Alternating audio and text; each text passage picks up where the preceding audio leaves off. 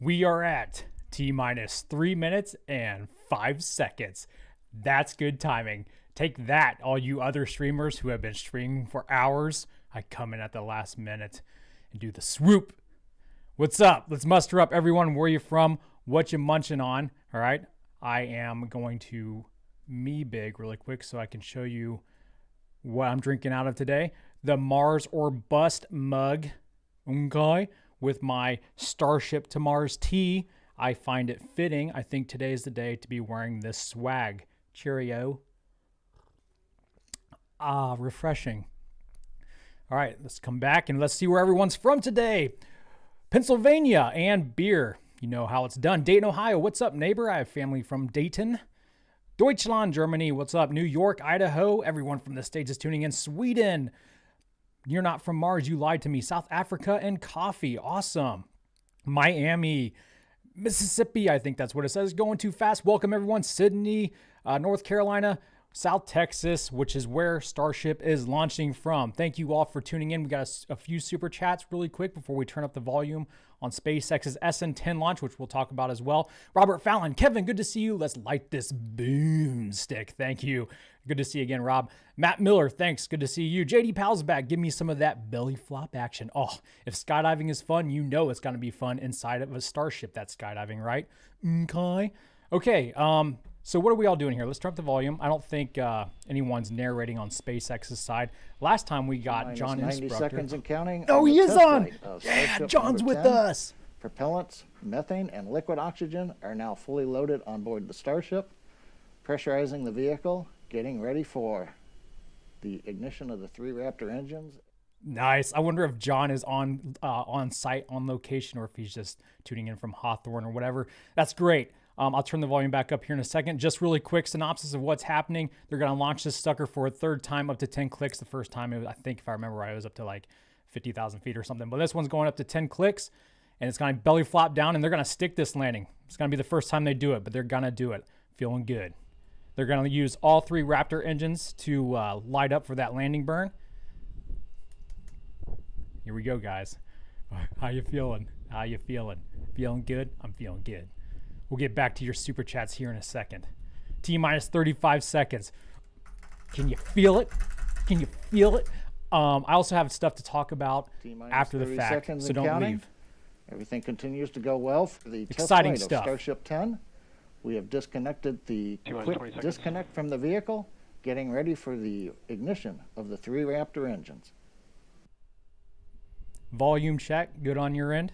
Sounds good to 10, me. 9, 8, 7, 6, 5, 4, 3, 2, 1. Ignition. Oh, I was hoping that wasn't going to happen. All right, folks, man. please triage alarms. Wah, wah. Dude, I was thinking that engine startup. I'm like, please Copy, stay total started. thrust Start it abort. up.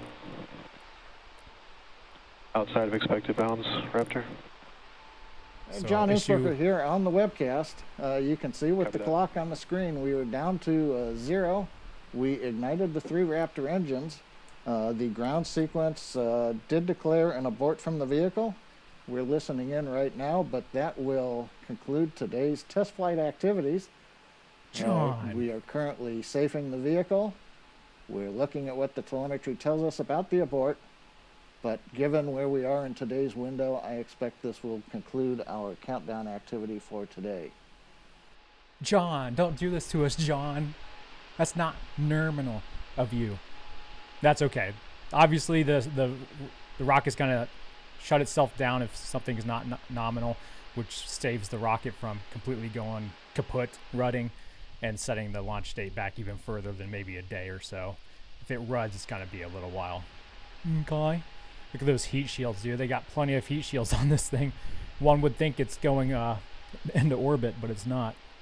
Just testing those out, how they're mechanically attached to that hull. So we'll keep tuning in here to see what exactly is going on. Maybe they'll tell us. In the meantime, I'm going to check in to see how you guys are feeling. Dude, that sucks. Like, when it was lit up, I was like, please don't abort. Please don't. I must have jinxed it. Blame me. Send me your hate mail. I'd focus too much on it. Back with you on the SpaceX webcast. You can see on your screens Starship serial number 10, the test vehicle, still on Launch Pad A in Boca Chica. We counted down and we ignited the 3 Raptor engines, but we had an abort declared by the computer. The team's continuing to look at the data right now, so we're not signing off from the webcast. We do want to see if there's an opportunity to possibly detank and then retank the vehicle and try again later this afternoon. We do have time left in our test flight window today, but the team does have to make an evaluation of what caused the abort and whether it is something that they can easily work around and try again. So we're going to stay with you a little bit on the webcast and then come back with any update we've got, whether we are scrubbed for the day or if we're going to give it another try later on. He's so right teasing now, us. and in Boca Chica, everything's looking good. We're safing the vehicle. Everything's going along as we've done before in static fires. We're normally used to shutting down the vehicle at this stage. So hang with us, and we'll be back shortly with an update. John's teasing us. At first he was like, "Oh, we're saving the vehicle. We're calling it a day." And now he must have gotten word through his earpiece. Whoa, just hold on there, John. We might end up launching it today. So their window closes at 6 p.m. local time. That's Central Time. So about a little less than 4 hours from now. So they got time to maybe reset. But if you're just tuning in, yes, Starship did launch. It went to 10,000 clicks, and it didn't land on the landing pad. It landed right back on the launch mount. Nailed it. Bullseye. So just kidding. Okay, if you believe that, you'll believe anything. All right. He's going to say something? No? So they were having an issue earlier when they were trying to fill this puppy up with some propellant when there was a ground systems valve that got stuck open, so they couldn't chill the liquid oxygen. But they got that issue fixed, obviously, but now we're having another issue. It sounded like there for a minute I might have heard something about a Raptor engine issue, or maybe the Raptor engine shut down because they sensed an issue was up. We're just standing by to see if they're going to reset for today or if they're going to call it quitters. But I do have things I guess we could discuss here if they don't interrupt us. A couple exciting things to be uh-oh. I hear clonking downstairs. I think the lawyer wife is on the warpath. Dun dun dun. I need to say hi really quick to my eccentric members and patrons. Welcome, guys, for tuning in. We got Andreas Gades here, and he gave us super chat as well. He's very generous. Are you selling that mug, the one you're drinking from specifically? Oh, yes, Andreas, I am. I can't wink. Why am I winking with both eyes? What's wrong with me? There's a link in the description to the Teespring store because I don't make my own stuff. All right, I just sell it. But I do design them myself. So you can head up that, won't go to me. You can hit up the link in the description and get this swag and get all swagger. But thanks, Andreas. Also, while I have this window semi-open, keep an eye on Lab Padre stream as well. That's kind of how I gauge how Starship's doing before I go live. You know, about engine chill time, or definitely when SN10 is venting is when I try to go live instead of, you know, up here during the recondenser part of the ground vent part the second time they cleared the pad, because there's you gotta understand this pre-flight checklist to get Starship off the ground is lengthy. So I'm not gonna go live when we're way up here because there's still quite a few things to get to. But when we get to SN10 venting, and definitely during engine chill, that means we're within the, like 15-20 minutes. And Michael Sheets from CNBC tweeted that they were targeting about 3:14 p.m. Eastern time, I guess that would be. Yeah, Eastern time. So that helped out as well. Disabled Park Hoppers here. Howdy. Glad you can make it, brah. Cyborg Delta 1. Welcome, bro. Who else we got? We got the Nerd is modding. Thank you, mods, for modding. Thank you all for tuning in. Don't go anywhere yet, okay? We don't know what's going on exactly. But until they do tell us... Oh, I hear more audio. As you can see on your screen, we continue to listen into the Countdown Net. We're evaluating if there is another opportunity to fly this afternoon. We'll be back with an update when we've got information. Thank you, John. Let's see if we can get the dogs in here really quick, then we'll talk some more Starship stuff, because I do have a few things I want to discuss with you that we'll talk about in Friday's episode of SpaceX in the News. But since you guys are tuning in live with me, I'm going to give you a special preview of what's to come. Come here. I want movement. Fall in, boys. Come here. Here they come.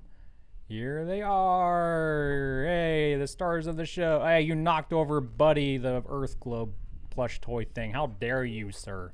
What are you? That's the spot. You gotta ruffle them feathers in that carpet. Hey, you want to talk? Okay, come here, over here. We'll let you talk. Come here. Here, say something. Come here, sit. Now say something. Give it out. The audience is now deaf. Okay, now you can go. Oh, that was a big yawn, Grandma. What big teeth you got? Go away. Good boy. Good boy. Your breath smells. You need Tic Tac, bro. Okay, anyway, so now I got to fix my stuff because I popped a key off my keyboard. My microphone's all kaput now. This is terrible. Man, your breath really does smell. Go chew on a dental bone there, Cairo. What's wrong with you? Okay. So let's go. Let me get this set up so we can talk a little bit about some important things here. Close that down and go to me and bring over. Let's talk about Deer Moon. Let's do that first.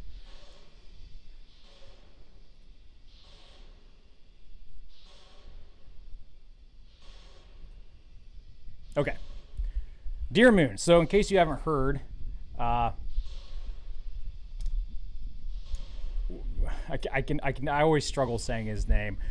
Yes, I'm not even gonna try. Let's just do this. Yeah, we'll just call him MZ. Okay, it's like Mezal Zamoroni. I don't know. He's not Italian. So he made this big announcement because he's the billionaire Japanese guy that's funding the first Starship mission around the moon, and they made this public, I think, in 2019 when they did their Starship presentation. So he's funding it, and if you remember back, he said that they were going to bring artists around the moon with them, like a half dozen to a dozen. Well, he's had a change of heart since, and now he is inviting 8. Well, there's like a few other people that he's already picked, but he's going to invite 8 other people, you guys, that consider yourself artists in some sort of creative respective field. I guess that's loosely based on anything. And so you can sign up to go, kind of like Inspiration 4, like I kind of thought it would be. So you go to dearmoon.earth, make sure you go to the English site, all right? And you scroll down, you can click Join the Crew, all right? And I did do that, and I'll show you my reservation. Here we go, this is me. Okay. They let you upload a portrait of your own face to put in the Starman spacesuit, okay? I decided to go with Wilson because I wish I was Wilson. He is my role model, in case you didn't know. All right. So you can go ahead and do that. Again, the website is dearmoon.earth. Sign up. They'll send you an email giving you a status check of, I think it's like mid-March, of what you can do to actually officially apply to potentially go to around the moon on the first Starship mission with Meizawa and a half dozen other people that you don't know, strangers. And you probably won't even speak the same language, so it will be a lot of fun. They also released a video. You can click on that. Elon's in it as well, talking a little bit more about that. Again, I'm going to go over all this on Friday, so if you want to know more and you don't have time, you can just hang tight and we'll talk about it more later. Alrighty. Check in here. Yep, Starship is still in one single piece, so that's good. We do have one more thing to talk about.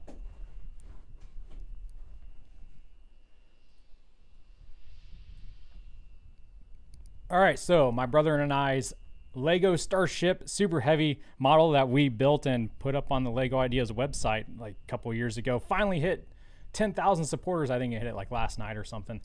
I don't know. My mom told me about it. I've been paying attention. And this is back when we designed it back when they had the tri-fin design. Okay, we just never got around to updating it.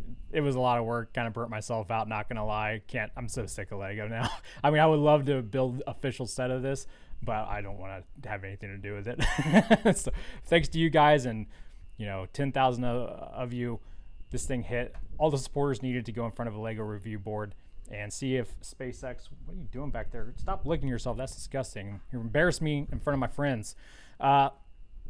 This will go in front of a LEGO review board, and they'll decide whether or not they want to make an official LEGO set. Here's a few. I don't know if I can enlarge this or not. It's been a while since I've been on this site. Yeah, we were supposed to update it, but we never did, so it is what it is. Maybe Elon says he likes this look better anyway, so maybe he'll be like, yeah, let's just do it. I don't know. Took us forever to design this. Pretty big challenge as well. It stands like over a meter tall, I think. And this is back when it had like 42 engines or something. No, I don't think it was that many. It was like 38 or something. I can't remember. It's down here. 31 Raptor engines. We got to fit all those in there. That was a big pain in the bee. But we got creative with it and put a little Lego hosing and stuff. We built some horizontal stands like that. We also built just a little hold down mount stand as well. And when we originally designed it, we had the carbon fiber version. This is how long ago this was. Back when, because when we started designing it and building it, we made it the carbon fiber. But then right after we finished it, no joke, like it was a few days later, Elon came out and said they're switching to stainless steel. I was like, are you kidding me? Now I got to spray paint all these pieces. This thing has over 2,000 pieces in it. So it was a lot of paint, testing a lot of my patience too. So anyway, I want to thank all you guys for reaching 10,000, helping us reach 10,000 supporters on that. We'll see whether or not they actually make it into a set. Of course, a lot of you know that I designed the first SpaceX Lego model to go in front of the review board. It was the Falcon Heavy, and they denied that, struck down my dreams and my future. Okay, so I joke around. I don't have the best luck with when it comes to Lego. So many times I've been shunned and let down by that company. So they rejected my Falcon Heavy Lego proposal. They I applied to be a master builder just for fun with Legoland back when I was a teacher, just to see how I would do. And I ended up like placing in the top 10, but a lot of people there said I should have won, but they screwed me on that. I built the best puffin you've ever seen out of Lego. You should see. Oh, it was amazing. And then I broke it. And then there was another thing I got gypped on. I can't remember, but anyway, I hate you, Lego. I'm just kidding. But send them an email and say, hey, you better make this a set or we're boycotting you. All right. I'm leading a boycott. Last time I tried to play nice, it didn't work. So this time we're going straight for the jugular.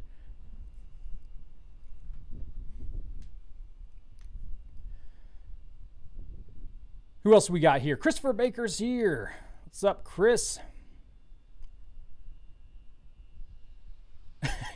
Christopher's on the warpath. He's just timing out everybody who's not speaking English. I'm okay with that. I mean, if we can't read what you're saying, what's the point of typing anything, you know? I think that's the default move by every YouTube channel. I don't know. I don't really watch too many YouTube channel videos.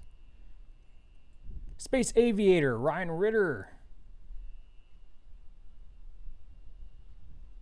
You guys got questions for me while we wait on a status check of Starship SN10? If you're just tuning in, we had a partial, not even a liftoff, just a partial burn before the engine shut down. So we're waiting to see if they're gonna have time to recycle or not. John should be informing us soon, hopefully. Who am I? Well, welcome to my show. Welcome to my channel. My name's Kevin. I run this B word. Okay. And I like space. Space is good, okay? So I made a YouTube channel about SpaceX, okay? But yeah, what else about me? That's really all there is to know. I'm married to a lawyer wife who runs my life. She's downstairs. I'm surprised she hasn't barged in here yet, yelling at me for hogging all the bandwidth. Got like 3 streams going in my own live stream. Kevin, what did you do to get in trouble with the lawyer wife? What don't I do? I do everything, or I do nothing. It doesn't matter. I get in trouble either way. I'm gonna nail this name. Here we go. Firis Nadim Habach. Habach. You gotta elongate the CH. I know this. This is how every language is, no matter what country you're from. Habach. Habach. Greetings from Austria and Switzerland. Big fan. you know, I enjoy big fans. Like little ones, they don't cool you off as they don't cool you off as easily. But you know, if you leave the ceiling fan running at night, the lawyer wife's nose gets stuffed up, and then she gets mad at you, and then you wake up to hell on earth. Not that type of fan you're thinking of. But I appreciate the support. Fire us, love you. It's a very elegant picture you got. Hellfire Orbital's here. What's up, man? More No Man's Sky while we wait. Yeah, dude, I've actually been thinking about that. I've been longing to get back on there and play some more. I haven't yet. But I really enjoyed that last planet we landed on, the island planet. It makes me wonder what other planets are out there that I could get stranded on and die on. It has piqued my curiosity. Pun intended. Not really. You're not even going to pick up Buddy? You're just going to leave him on the floor? Cairo, pick up the toy. Get the toy right there. Get the toy. Come here. Toy. Yep, that one. He knows not to touch it. I don't want to slobber on Buddy. Come here. Get that toy. Get it. He's looking. He's like, I'm not allowed to touch that toy.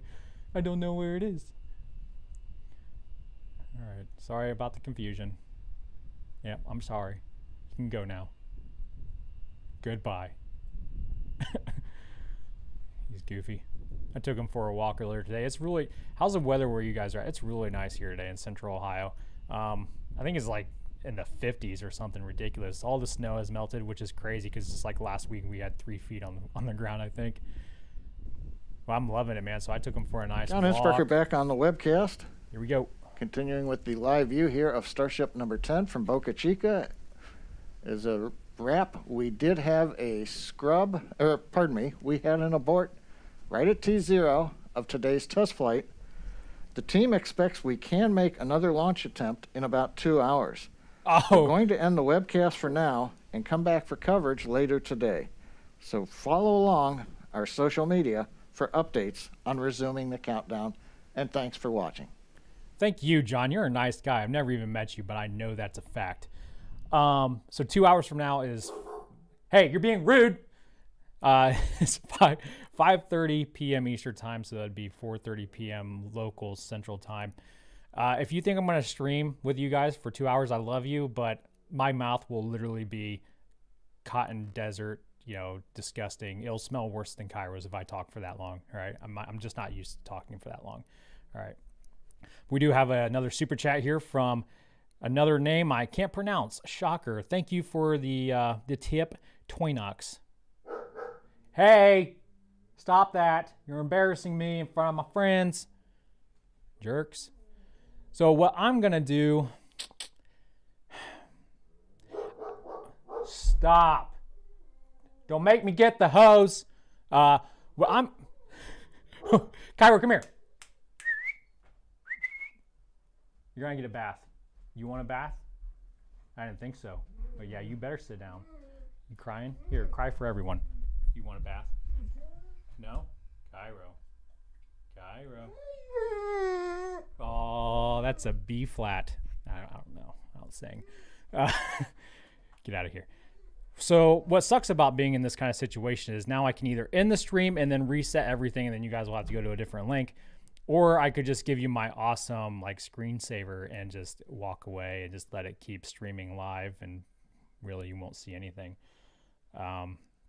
We should take a poll. What do you guys want me to do? You want me to just basically keep the stream going but just have up a screensaver? Or do you want me to shut this one down and start a new one? I think it'd make more sense if I just kept this one going, to be honest. It's going to be long as hell, but it is what it is. Keep it going. Stay in chat. I'll stay in chat as long as you guys have something to talk about. There's no way, though, I'm going to make it 2 hours. My mouth will fall off my jaw, or vice versa. Play with the dogs? Yeah.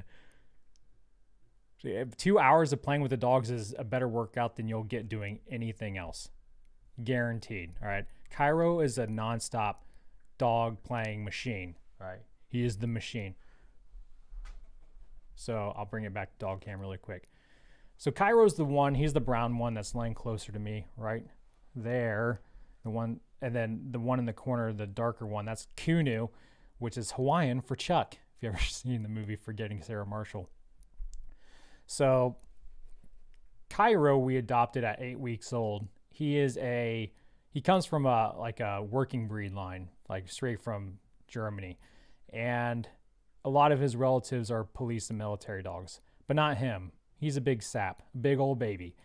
And he, because he has this play drive in him, this working drive, all he wants to do is play around, like just stay busy, which is nice. It keeps him thin. You don't have to worry about overfeeding him. That's for sure. He has a metabolism of a freaking 4-year-old on Ritalin. And, anyway, so it's kind of, it can be annoying though. Like if you never had German Shepherds before, you really need to have patience, and you really need to spend a lot of time with them. A lot of people see my dogs and they give me compliments. Oh, they're beautiful. And I just tell them, yeah, they're beautiful on the outside. Wait till you get to know them, because they can be little hellions. Anyone who's had a German Shepherd puppy will tell you it's both the best and the worst experience of your life, because you really gotta work with them. Especially if they come from a working line. So Cairo just loves to play all the time. If I ignore him long enough, there will be like 30 toys at my feet. He'll bury me in toys until I give him attention. Kunu, on the other hand, we rescued him when he was a year or two old from a really bad place in East Pennsylvania. Cairo we got in Minneapolis. But Kunu, yeah, he was like 40 pounds underweight when we rescued him. Apparently his previous owners had him as like for their autistic son. Then their son went off to college and they just ditched Kunu, which is a bullshit thing to do. Pardon my whatever shit is. If you can't keep a dog, don't get one, for the record. So we rescued him and we put more weight on him. Is this thing frozen? No, it's not. They're just not moving. One would think they are dead. Okay. And so yeah, it's funny because when I brought Kunu home, we already had Cairo for a couple years, and they're both neutered, so they don't get at each other's throats. But the very first night they slept together in our bed right next to each other. They've been BFFs ever since. They like to rough house from time to time, and then the lawyer wife gets agitated, and then she becomes louder than the dogs themselves, and then I just want to leave. I just want to take a walk. But yeah, they're good boys. They really are. They're very smart, very intelligent. I think Cairo learned how to use the ice dispenser all by himself when he was like a year old. And that was scary. We thought we'd be cleaning up ice cubes off the floor for the rest of our lives, but he only did it that one time. You guys seen in my last live video, he'll drag his pillow around the house and lay on it. Very intelligent pups. Yeah.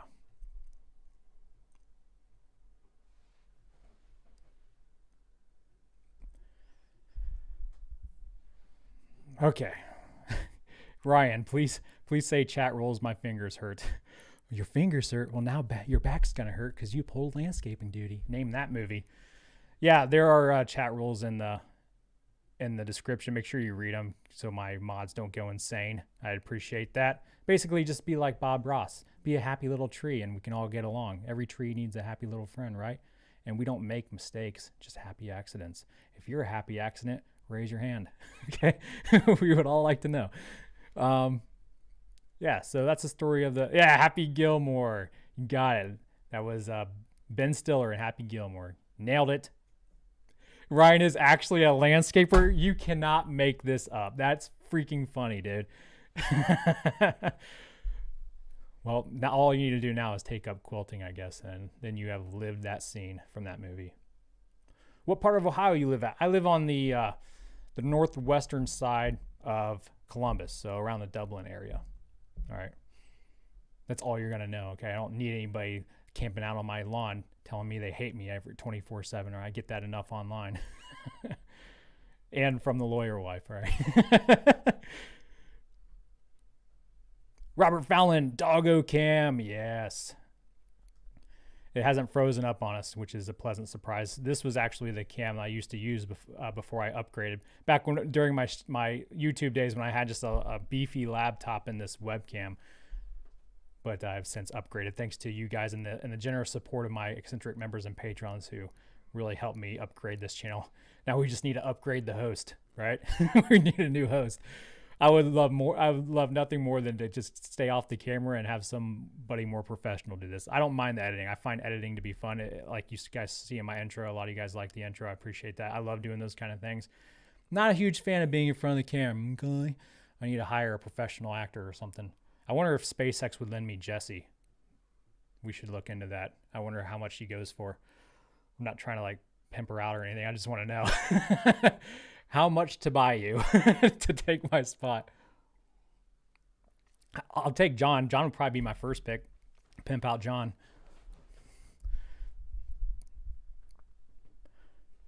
Andreas, Kev, what are the odds of getting John on the show? Well, that's funny that you mentioned that. We were just talking about John. I don't know. I need to get his email. I do have a contact at SpaceX's media relations. I could probably ask her, be like, hey, can I interview John? I don't need to interview Elon. I want John. I think John and I could have some pretty fun conversations. All right. I don't know what about. It could just be about pronouncing words for all I know. I really need to find my right arrow key. I accidentally popped it off when I was moving around, and it is MIA, and it's going to bug me if I don't find it eventually. I hope my dog didn't eat it. And who uses the right arrow key anyway? Meme 123 Insanity. Jesse would get you extra subs. Kev. Absolutely. I guess she's like a singer, a rap artist or something. So she could literally rap SpaceX in the news, make it rhyme. Who wouldn't want to see that? Count me in. I'd probably screw it up and post edit though. Joseph, am I a full-time YouTuber? I am. I started doing YouTube, actually technically all the way back in 2007, on and off since 2007. And then eventually after the military, I was a cop and then I was a teacher. And while I was teaching, I started this channel in 2017 just to kind of share all my passions, which was mostly space stuff. I think my first video was model rockets and my second one was Lego Saturn V. And then shortly after, I started doing SpaceX videos, just trying to keep my subscribers in the know about what's going on with SpaceX, and that morphed into what it is now over time. And yeah, I was able to stop teaching in the classroom and start teaching to the world. I just expanded the boundaries of my classroom. All right. But I do miss my students, but I get to see them on here from time to time. I don't get to see them on social media anymore. I deleted all my social media because social media is the devil. I've come to learn over the last year or so. I can't stand it. Like, I've been off Twitter and I've been off Facebook since the summer. I've been off Twitter now for a month or two. My life has drastically improved. It really has. I highly recommend it if you're on the fence. Just give it a try. Shut down all your social media.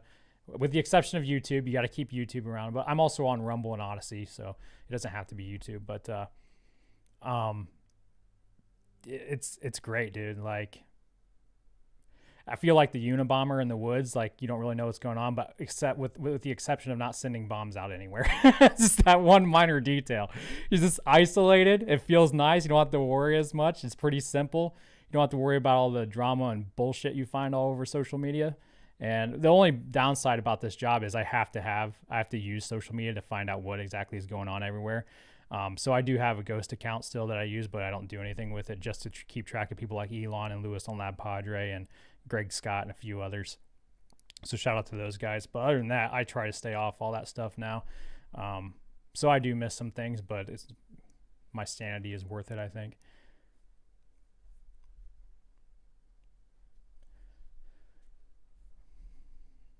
What's up, Israel? Glad you can make it.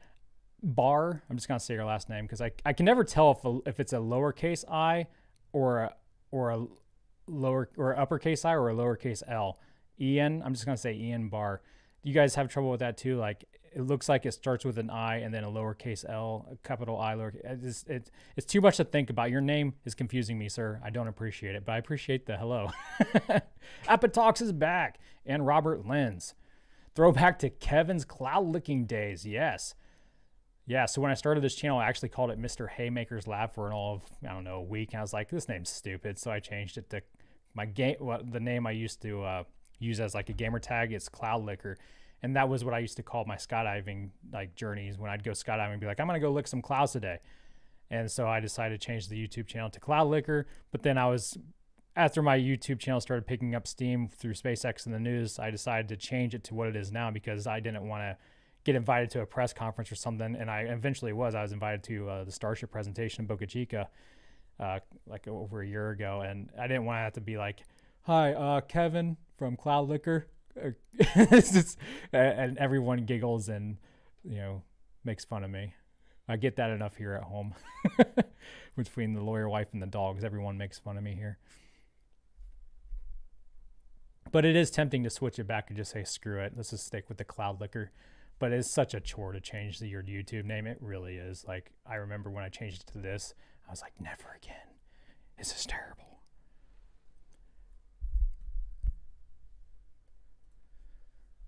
So yeah, did you guys hear what happened with Lab Padre? So Lewis calls me this morning. Lewis is a good guy. We talk sometimes on the phone because, you know, we're buds.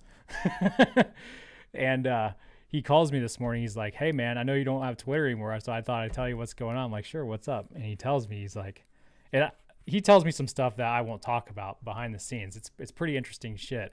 But this time he tells me, he goes, yeah, so my launch pad cam that I had down there at Boca Chica by the launch site, you know, for a while now, he's been in this fight basically to try to keep it up because the guy he leases, I guess you could say leases that little property through his camera,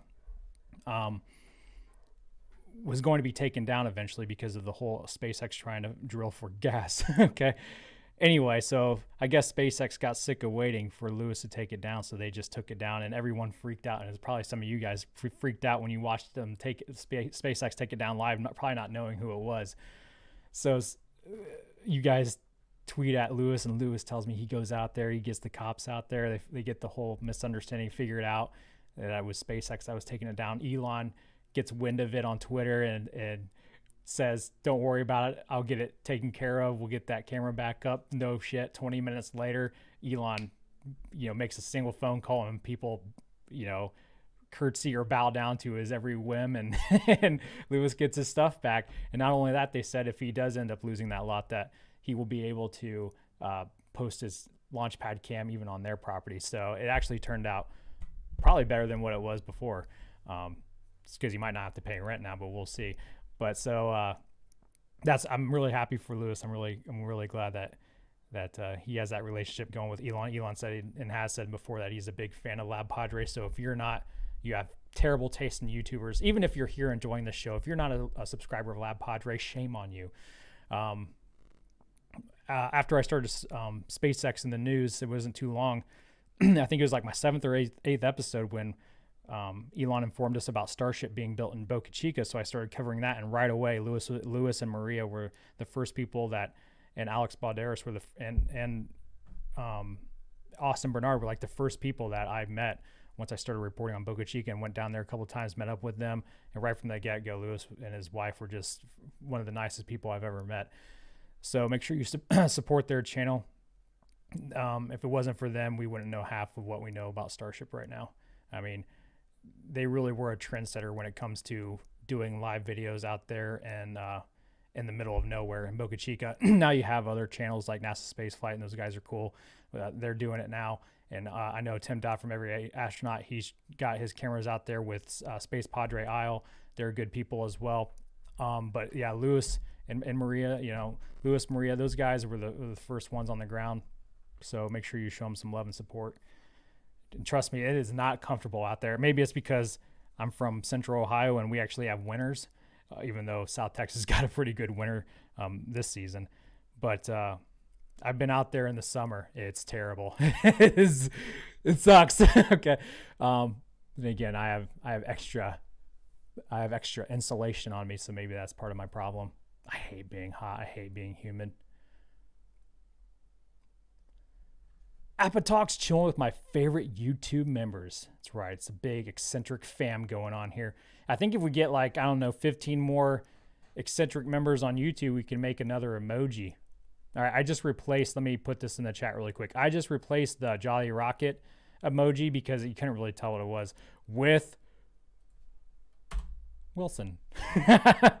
I love the movie Castaway. I don't know if you knew this about me. Castaway is one of my favorite movies. I love Wilson. I have a Wilson volleyball. I dressed up as Chuck Nolan for Halloween one time, and and my brother got me this huge ass freaking window sticker to put on my car's back windshield. So I have this huge Wilson volleyball Like, you know how people have like the stick figure or maybe they don't anymore, but they used to have the stick figure families on the back of their car. I just have this huge Wilson on the back of mine, and people will probably look at it like, you have this Mustang GT, it's a pretty decent car, and you ruin it with this dumbass sticker on the back windshield. Like, yep, that's how I roll. I am the king of ruining good things. Well, I mean, he gave it to me as a birthday gift. What am I going to do? Not use it? That'd be rude. Oh, yeah. GameCube for life is here as well. Yes, shoots are better. Yeah, so if you guys are going to, if you're just tuning in, we spoke earlier about the Dear Moon update. If you didn't hear, you can now sign up to try to go on the Dear Moon trip. And in the video that they shared with us, they talked about, are you scared? Is he scared? MZ scared to go on this trip because, it's risky. And Elon has said in the past that people that ride on the first Starship missions are going to be brave people. And obviously we've seen what's happened so far with these first 2 test flights, and they are just test flights. These runs are going to happen. It makes you hesitant. It really does. I mean, if you signed up to go on Dear Moon, be honest with yourself. Have you really thought it through? Have you? Like, after knowing what you've seen Starship do before? And if you're a smart guy, you realize, yeah, these are prototype tests. Dear Moon isn't until 2 years from now, 2023. But 2 years isn't really a long time when it comes to space flight endeavor stuff, man. It really isn't. It's a short time, but again, look how fast SpaceX and Elon, they're moving with Starship development already. I think I reported on it, and just Starship first being built out in that field in Boca Chica in December of 2018. And so we're just over 2 years now, and look how far we come. They've already hopped a couple of Starships, and they've already flown a couple of Starships on suborbital flights. They land this next one, that's another big hurdle. But yeah, there are no ejector seats. Although that would be cool if you on Starship, if every seat on Starship had an ejector seat and it needed to abort, it'd be like freaking the 4th of July. All these people flying out like I don't know, sparklers. Wouldn't that be awesome? We need to petition that. It would add a hell of a lot more weight with all the pyrotechnics on board, but that would be a sight to see. It'd be like lemmings just flying everywhere. That would be the coolest parachute show ever. It'd be like a Air Force One or something releasing those flares that make the missiles divert away, only it's people. That would be awesome. So yeah, no ejector seats. And Elon has said in the past, as far as like an abort system for Starship, those Raptors can spin up really fast. Maybe you could get Starship to pull away from the booster if the booster is running. But let's be honest, that's not a fast moving. That's a hefty, beefy rocket, Starship. So no shoot in the world can freaking save that thing. So, yeah, let's just think this through. If you were to win, just ask yourself, if you were to win and go on Dear Moon, and you were forced to really think about it and consider it, would you really go? I have done this already, and yes, I would. If I die, then at least, I don't know. I'm sure there's a silver lining there somewhere, but I don't. if I die, at least I'm hanging out with Jesus, okay? But no. I would definitely go if I was. That's a once in a lifetime opportunity there. I mean, the seats pay for, so when have I ever been one to turn away anything free? Okay, even if it's a free ticket to death's door, I'll take it. All right, it's free. Same with Inspiration 4, but that's more proven. All right, we've already had that vehicle tested. And here's another thing. Elon said in that video that they released with MZ that he still thinks the timeline's on schedule he's pretty certain that it's on schedule for 2023 still to make that trip around the moon. I mean, this is Elon time. We got to keep this in mind. I mean, don't get me wrong. I'm hoping. And if Elon says he's confident about it, he knows more about it than I do. Obviously, he's the guy to talk to about the Starship program. But me just sitting back after following this for a while and seeing where he wanted to be in the past by this point and this point. If we go to the moon with Dear Moon in 2023, I will be shocked. I don't want to be a downer, but I mean, it's certainly possible, but I will be shocked. I would be like, just think of how long it took for them to crew rate the Dragon capsule, right? That took forever. Now we're talking about a rocket ship that actually doesn't use parachutes like Dragon does, and that's something NASA has been familiar with forever, and yet that still took a long time. But they want to propulsively land people now. This is something that's never been done before, and Elon wants to get that done in 2 years. I mean, it's possible. Elon knows better than I do. I would say if he can get it done this half of the decade by the end of 2025, I think that's a huge win. To be honest, if he can get people on Mars and Starship on Mars by the end of 2030, I think that's a huge win too. I don't know, but maybe what do you guys think?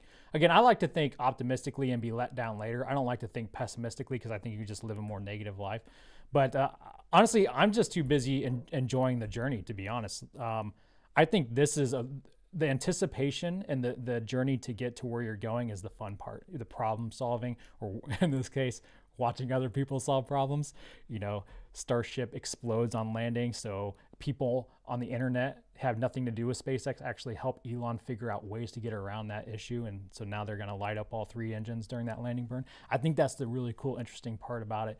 Same with for those of you that lived during the 50s and 60s when you got to watch NASA put people on the moon. That would have been so cool to just tune in and see what NASA's up to and how it's going. But there's no way it's as transparent as it is now with the internet and people like Lewis and Maria having our back and getting that inside scoop. But still, I don't care if it takes us until, I don't know, the mid 2030s or 2040. I don't care. I just think I'm sure somewhere along the way, if it keeps getting pushed, I'll be like, all right, enough, let's just get there. But I'm really enjoying what's going on right now. So if you guys are just tuning in, we did have an attempt at Starship SN10's launch after a little bit of a delay, and we did have spin up of the Raptor engines, and then we had an abort. The Starship shut itself off, but John Inspector was there to inform us that they are going to try again in about an hour and a half. It's only been a half hour. Holy cow, I feel like my teeth are falling out of my mouth. I've been talking so much. I don't like talking. I should probably find a different job. Okay. I'm a glutton for punishment, I guess. I couldn't tell if my doggo cam was frozen again or if Kunu was dead. He might be dead. Kunu bear. Kunu. Treat. Ice cream. There we go. That was the magic word. Kevin, you tell me. We'll get you ice cream here in a second. I won't tease you like that. Even Cairo came to the door like, I heard something. Did somebody say ice cream? All right. Yeah. So I spoken for. Did Elon tweet about the board? Okay. Let me pull up Twitter really quick. My ghost account. Gosh, I hate Twitter. Here we go. Elon says, launch abort on slightly conservative high thrust limit. Just slightly. Increasing thrust limit. Okay, so that's how they're going to solve that problem. So it was showing a high thrust limit. So they were just like, well, we'll just increase the thrust limit then and let's just rip this thing. They're recycling propellant for another flight attempt today. Again, that's supposed to be at an hour and a half from now. So right up to basically the end of the launch window. 5:30 Eastern. No, I guess that's not the end of the launch window. I got to think about the time zones. So there you go. I'm going to give it a break here. I'm going to put up a screensaver, but I will be back shortly. And by shortly, I mean probably in about an hour. And we'll chat a little bit more before SpaceX attempts launch number 2. So you guys could all help me out, whether you're a mod or a member or whatever. If you're going to just keep an eye on the chat. If anybody tunes in and wants to know what's going on, just say, would it be Bach? He'll be Bach, and SpaceX is going to attempt this again, and I'll pin a comment at the top of the chat as well. But man, I hate talking this long. This is why I don't do live long stream. Exactly. See, this is what I have to deal with. I have to deal with me and my mouth. I don't deal with long live streams because talking is just the worst. Okay. All right. I'll be back shortly. Don't do anything I would do in the meantime. All right. Don't be that way. Intermission.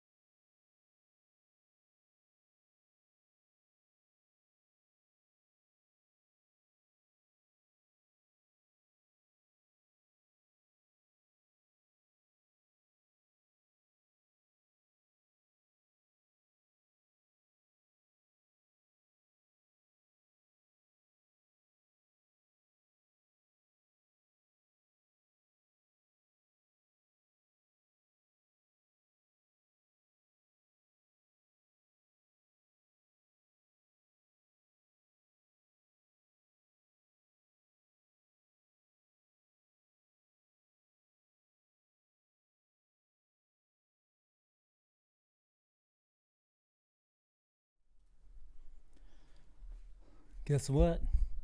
I'm back. I'm surprised. I'm just as surprised as you are. So if you're still here, I figured we could hang out a little bit more and we could play some video games, you know, while we're just sitting back, chilling and waiting for SN10 to relight. If you're tuning in within the last half hour or so, about a half hour ago, we had an abort. A little over a half hour ago, we had an abort. Right at liftoff, or I guess pre-liftoff, right at engine ignition. And so SpaceX said they're going to recycle and refit the spacecraft to make another attempt around 4:30 p.m. local time, which would be about exactly an hour from now, actually. So I figured we can probably just take this hour and, I don't know, play a little No Man's Sky. Let's do it. So we're going to go to gaming. All right. And right underneath my face, you see Lab Padre's stream. That's how we'll keep an eye on this thing, but I'll need your guys' help because I only have 3 monitors, as if that's not enough. On my main one, I have No Man's Sky. On my left one, I have Lab Padre. And on my right one, I have everything I need to do this live stream, like OBS and the chat, and I have in the background Twitter, so I can keep an eye on that, and our main hub on YouTube for the studio. So I'm going to need your guys' help. If SpaceX decides to start their stream up, just go all caps in the chat and just say, Kevin, stop playing video games and get back to work, okay? So if you don't know, the objective of No Man's Sky is to not die like every other video game, right? And explore their universe that they've created. And it really is like an open universe kind of game. You can go to different planets that are, you know, randomly generated by their AI or something. I don't really know that computer talk. But it's pretty cool. You can get stranded on them too, as I spoke about earlier. So I need to get to this window, and we'll go to play normal, because anything other than normal, I'll probably die quicker. And I am playing on PC with an Xbox controller, because I used to play mouse and keyboard on PC, but I just can't do it anymore. For Kerbal, I have to play with joystick and throttle because, you know, I'm a 90s. I grew up in the 80s and 90s, and that was joystick was king. And ever since Nintendo 64, I've just been a big fan of the controller. I'm just a weirdo like that. It puts you at a huge disadvantage when it comes to PC playing, though. What's up with this awesome screensaver? Come on. I want to explore those planets, not struggle to pronounce reading them. Please.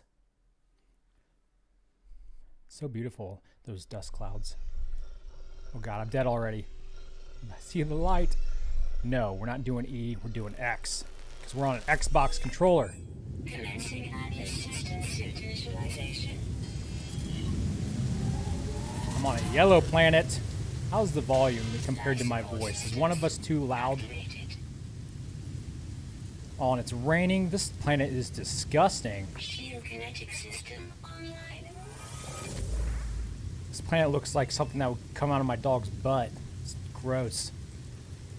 And yes, I do know what comes out of my dog's butt. Any good dog owner keeps an eye on their dog's poop, all right? That's how you know if they're eating tennis balls or Aerial not. propulsion jetpack online. Dude, I haven't, all right, in full disclosure, I haven't played a lot of No Man's Sky. Like, we're talking less than 10 hours, okay?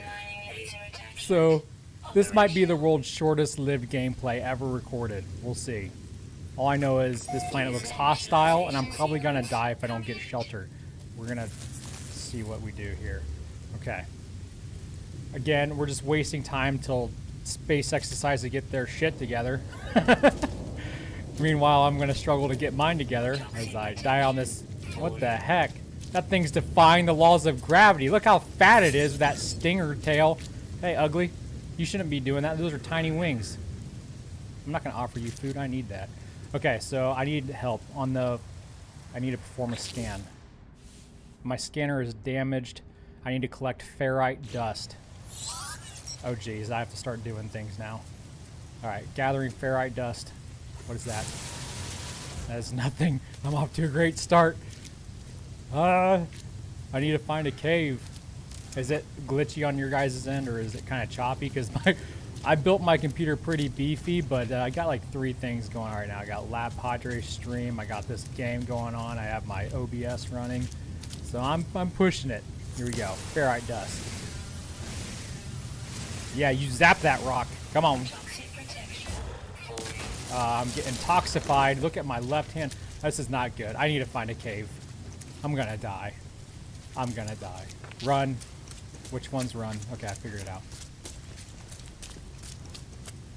I'm gonna die. This is going to be the shortest gameplay video ever. Whoa, there we go. Why didn't it start me on Earth? That seems like it'd be an easy planet to start on. Okay, good. It's all smooth on your guys' end. I knew I should have just picked up that gameplay last time with my eccentric members when we were stranded on that planet. That island planet. I would have been better off there than I am here. I'm already poisoning myself to death. What is that properly walking dinosaur bug thing? Toxic damage detected. He's walking very astute. Is that a cave? Run. Run to the cave. Get out of my way, fatty. Get to the cave. The cave of wonders. Yes. Alright. Home base. Toxic protection. Stabilizing. Yeah. I'm glad you enjoy this because this is really embarrassing. I'm literally flying by the seat of my pants right now. And I just got stung by Toxic protection. that thing. Falling. Okay. Why is my toxic protection? I'm in a cave. I should be safe. What is going on? Why am I not healing? Oh gosh, it gets smaller. It's like that room in Willy Wonka's chocolate factory. Okay. I think I'm safe right back here, maybe? So I need to extract ferrite dust by shooting small rocks. Sounds simple enough. That's a small rock. I'm going to shoot that thing. Aim assist is off, by the way. I'm a pro. Okay.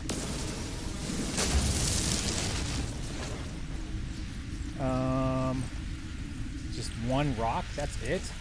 There's gonna be more than that? Oh, there's one. There. Oh, I still don't have enough. I need like 20 more. 22 more. Get away from anything. Ah, I'm way over here. How did it toxic me? How did it poison me? This game is cheating. I would know because I'm a professional cheater.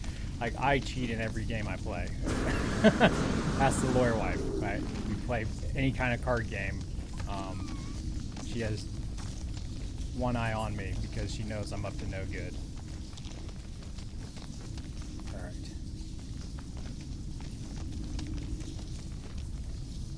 Is that ferrite? That's pure ferrite. I don't think we're looking for pure ferrite. Maybe we are, but I'm just looking for a rock. It shouldn't be this hard to find rocks in a cave, you would think. Oh, this is no cave I've ever seen. Don't tell me all these little things are... No, that's cobalt. Okay.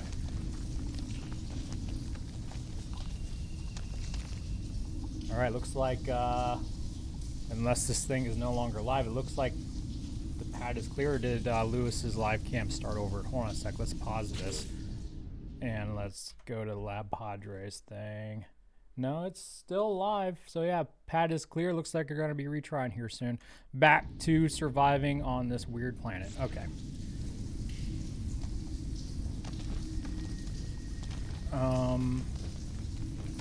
No, not cobalt. We're looking for ferrite or some sort of life support like oxygen. I got a scanner. No, my scanner's still broken. That's what I'm trying to fix. Derp. What's that? That's cobalt. It's still cobalt. This cave sucks, dude. This whole planet sucks. Why am I here?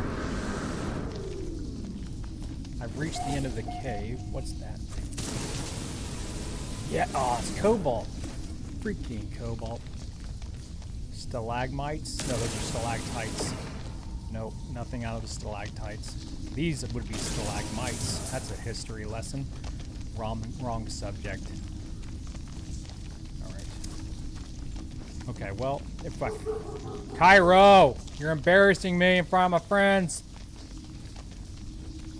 I can't really leave this cave because I need oxygen. See, I'm in a dilemma here. This is a catch-22. Classic Kevin, right? Fighting myself in these kind of situations. If I leave the cave, I won't be able to survive out there because my suit sucks. In order to fix my suit and give myself more oxygen, I need to find oxygen. But there is no oxygen in this cave. I have to go outside. But I can't go outside until I find ferrite dust and scan for oxygen. But I can't use my scanner until I find ferrite dust. I'm screwed. It was a bad idea to crash land on this planet, apparently. Alright, well I found the way out. The question is, can I get out? Come on, let's rocket. What's that? What's that show called? That Disney show? Rocketeer. We're on a Rocketeer. I found a thing. I found a, whatever that thing is over there. Get out of the way. What is that? It's like War of the Worlds over there. That's freaking. I'm not going that way, actually. Alright.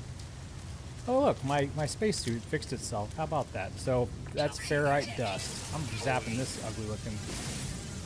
There's a lot of eggs around here. I'm probably going to get an alien implanted in my tummy or something. Okay. We can do this now. Finally. Took forever. That's how I roll, I guess. Axis multi-tool. I love how it walks you, it hand-holds you through this, because without that, I would not know what I'm doing. I still don't really know. Okay, so we got our scanner fixed. So now we locate sodium using the scanner we just fixed. Ooh, look at that pretty diarrhea sky. Alright, I scanned for sodium. Sodium is Na. And I do not... There we go. Way over there. And I just got stung again, I think. Alright, run. Run, lazy. I don't know if my character is a male or a female, but he or she's got a nice booty. He must work out. Alright, here we go. Sodium-rich plant. Get away. That's my plant. Alright. No, after I got done paramotoring, like COVID hit, and so I haven't really been able to pick it up since. I would like to get back to paramotoring though, trust me. I miss it a lot. Technology recharge. Okay. Recharge. Now what? Where's my help menu at? It's supposed to be here. I guess I just go find more NA. Oh wait, we got a distress signal beacon. Where's that? Where's that? It's not that. Oh, it's over that way. Okay. Is it on the other side of that mountain? Falling. Okay. Okay, let's see. There's O2 on the way. Distance. Okay, that's not too far back. That's not too far. It is on the other side of the mountain, I think. Out of the way, weird unicorn thing. So I'm going to grab some oxygen to go through the drive-thru with a side of fries, and the oxygen disappeared. There it is. Oh! You scared me. I'm playing video games with my friends. We're waiting for Starship SN10 to launch. What are you doing? Yeah, I'm live streaming right now. What do you think I'm doing? You think I'm talking to myself? Well, I kind of am, technically. What's your question? Yeah, go ahead, run the washer. Are you washing my clothes? Then you can't run the washer. I'm surprised she's doing laundry. Usually I do the laundry in this house. Nothing.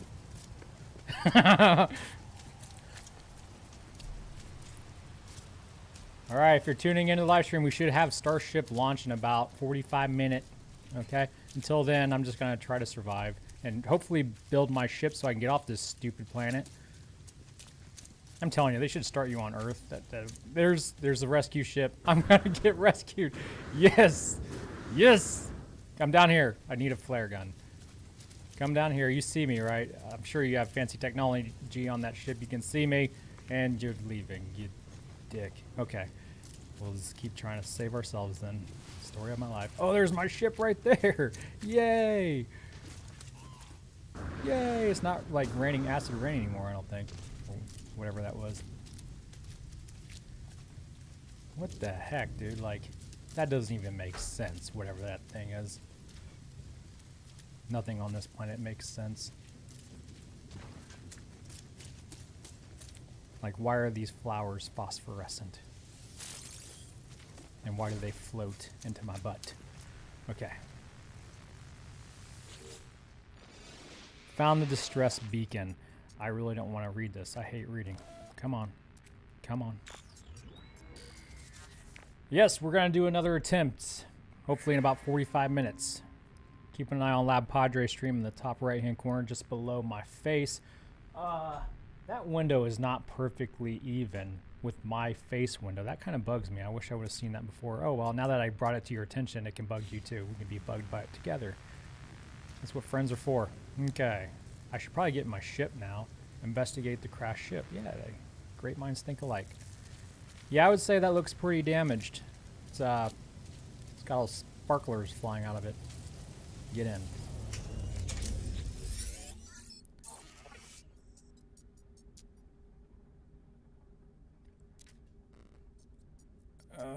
Come on. Come on. I just want to get off this planet and go to a different one where I can probably die there. Kind of like Elon's dream, go die on another planet, like Mars. I find myself alone on a strange world, unequipped and in danger. My name is Captain Kirk. I have no memory of how I got here, no sense of it before. Don't care what your backstory is. All I care about is you not dying. Connect exosuit? Yeah, let's do it.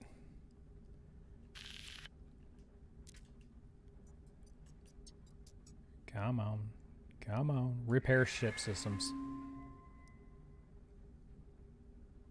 They're going to make me go on a treasure hunt and find all these different things to repair my stupid ship. So I need to find a hermetic seal and metal plating. I think these are right over here. I don't think I have to go far for that. Exit. Look at that. I teleport. That's fancy technology. I bet you wish you had it at your house. Metal plating. Search. Give me metal plating. I want it. Give it. Damage machinery. Ew, gross. It's GAC. Remember GAC?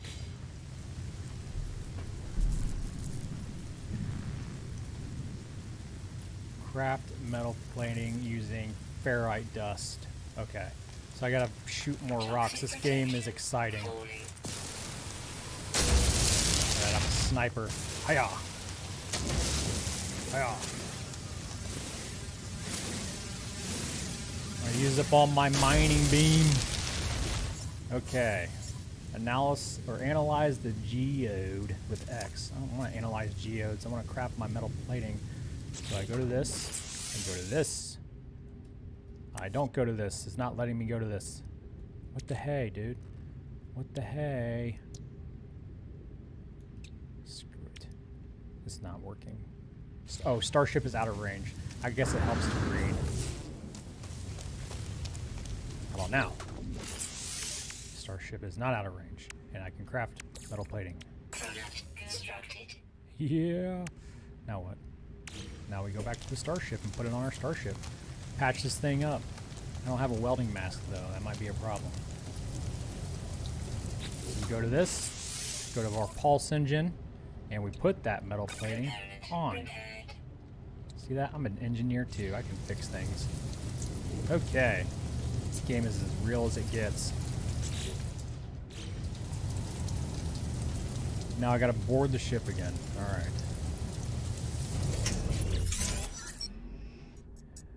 If only Starship was this easy to repair. We could have launched 1,000 times by now. This game is called No Man's Sky. It's like an open universe automatic regeneration game thing. I don't know the fancy term for it, but it's pretty cool because you explore planets that nobody else has ever seen, supposedly. Repair pulse engine. Repairing pulse engine with a hermetic seal. Alright, let's get out of here. Use the distress beacon and find ourselves a hermetic seal. I think this is the biggest chore. I have to actually travel somewhere.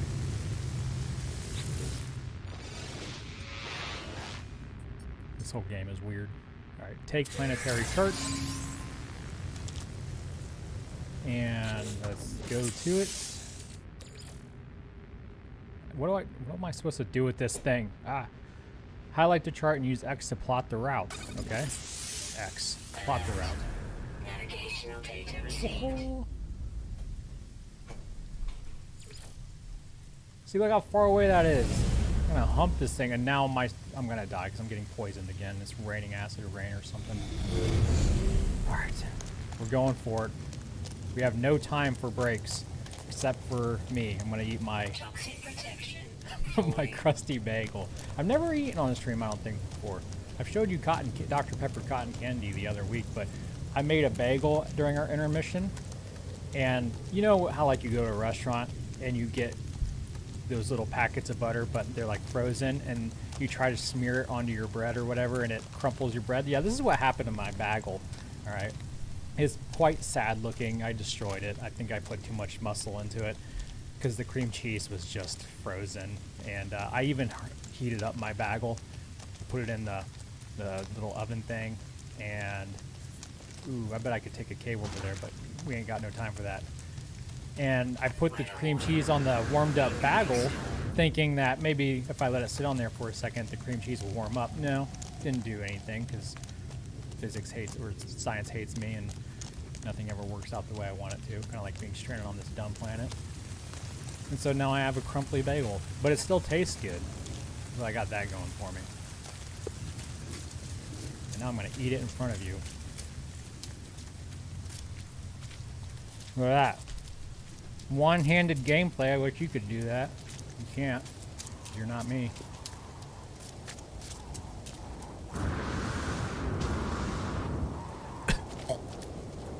Oh, maybe I can't do it. I just choked. Okay.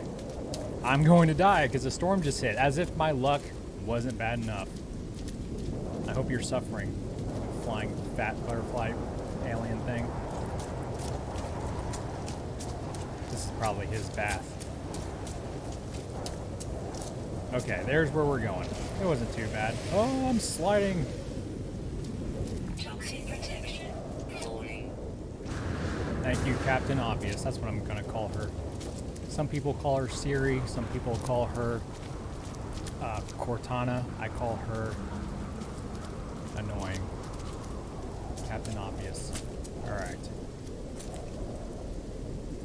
This game is pretty dry. I'm not going to lie. Like, this game kind of sucks at first. Until you get a ship that works, this game kind of sucks. But once you get a ship, you can start going to other places that will kill you, and then it gets fun. I don't know why. I don't know. Okay. We're here. Toxic protection. Stabilizing. What am I looking for again? Hermetic seal. That's right. It's got to be around here. That's first aid. I'm perfectly healthy. I don't need that. Just slowly poisoning to death. There it is. Found it. Okay. I guess when this game released back in what, like 2016 or something, it got a lot of guff because it was nowhere near, like, they really played it up, and the graphics were quite sad compared to what they actually showed that they were trying to make. But they put a lot of work into it, and so it's pretty good now, I guess. Again, I haven't really played much, but once you get a ship that works, the opportunities are endless. Recover supplies. Why would I just leave? That shouldn't even be an option. Who would come here and not get the seal? Okay. Out the door, back to the ship. I'm lost. Which way did I come from? Gosh dang. This is why I can't go to malls by myself, because I get lost easily. Alright, I need to find the scanner. Return the ship and continue repairs. I should probably not come out here right now when it's, I'm lost, dude. Oh gosh, dang it. I got so close too. Okay. Use analysis visor LT to locate Starship. LT, left trigger. Oh, now I gotta find carbon nanotubes. This day just gets worse. To get back to my ship, I have to find carbon nanotubes now. Open inventory. Oh, maybe I already have them. Install this thing. Build. Technology installed. Okay. Yes. Install it. I gotta find carbon, I guess. Here we go, carbon. I found a whole bunch of carbon earlier. I hope these eggs are carbon. Are these carbon? Yes, they are carbon. I'm creating alien genocide, but at least I'm saving my own skin. I need 50. Sorry. This is otherworldly abortion going on here. Call me Planned Parenthood in space. Okay. A lot of you are going to get offended by that. I don't care. It's true. Okay. Toxic protection. Falling. Going back now to safety. Oh, I guess the storm's over. I don't really need to go back to safety. Now we can make carbon nanotubes. Product constructed. Nailed it. And continue. Multi-tool. Put it on there. I thought I already did that. Now I gotta use the visor, I think. Yeah. Let's find that ship. There it is. Dibs. Analyze target. Oh, I just have to point it at something, I guess. It's like calibrating it. There we go.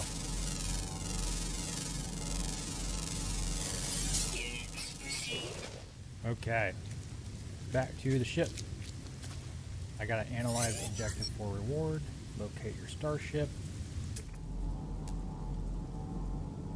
There it is, right there.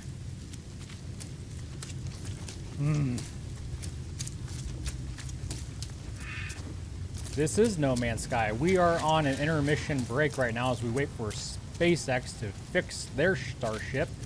It's funny because the ship in this game is called Starship. What a weird coinkydink. It all works out. I think fate loves irony here. Our starship is broken. I'm trying to repair it. SpaceX's starship was broken, and they are repairing it right now, or have repaired it and are about to try again in about 34 minutes-ish. They didn't give an exact time, but they said about 2 hours. Now it's about an hour and a half ago. So stick around, sit back, relax, and enjoy this snuff film as I get poisoned to death by weird-looking glowy plants. And acid rain eating my spacesuit and then subsequently my flesh away. Eggs, you know, that aren't edible, but will get in my stomach and hatch a alien that will bust out of my belly button. Come on. Cardio will save your life. You should do more of it. Let's go.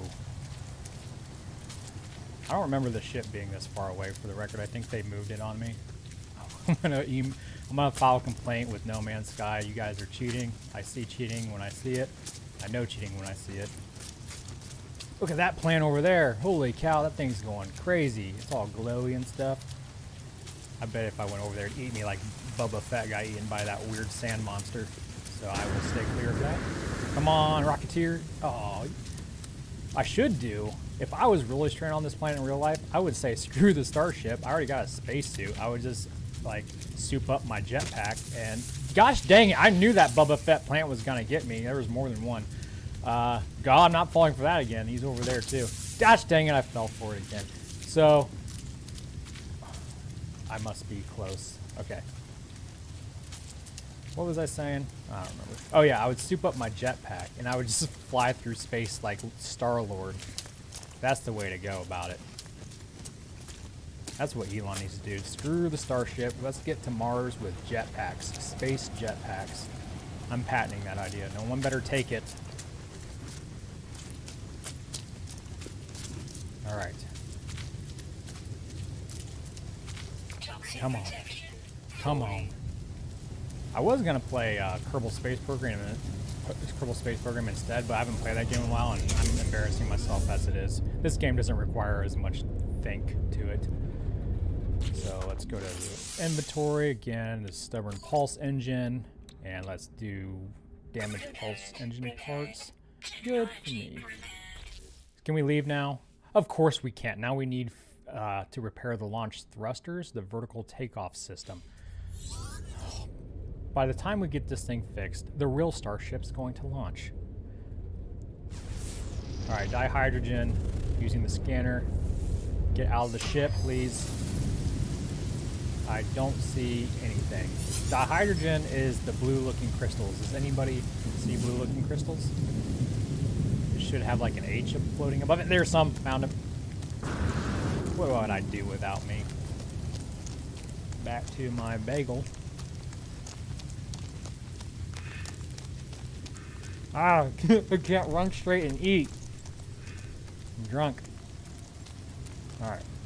Toxic protection falling. Yeah, of course it is. I should probably repair my suit. How do I do that again? I think I use carbon. I go to this thing.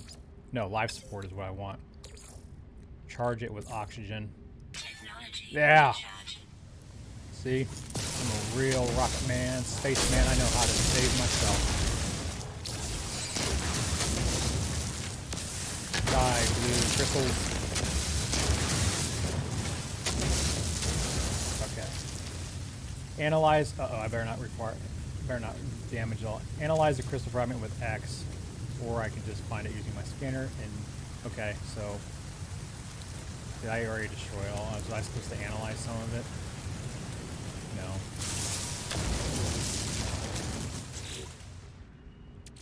That's a geode.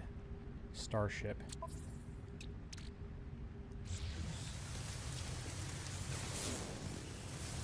Collect. Oh, I got about 15 more, 16 more. I'm not getting anything out of these. Holy cow. Give me more. I'm entitled and selfish. I need more. Damn.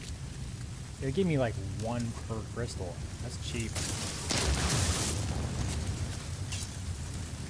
And great. Now my gun is out of space laser bullets. At least I have carbon for it. It gives me about, what, 3%, 12%? Can I put this in it too? Yes, alright. At least the sun's out now and the sky isn't so yellow and depressing. I still need 11 more. We're looking for an H. A floating H. Does anybody see a floating H? I used up all the crystal over here. Where's the shortest? I'm gonna go up this mountain and see if I can find any more floating H's.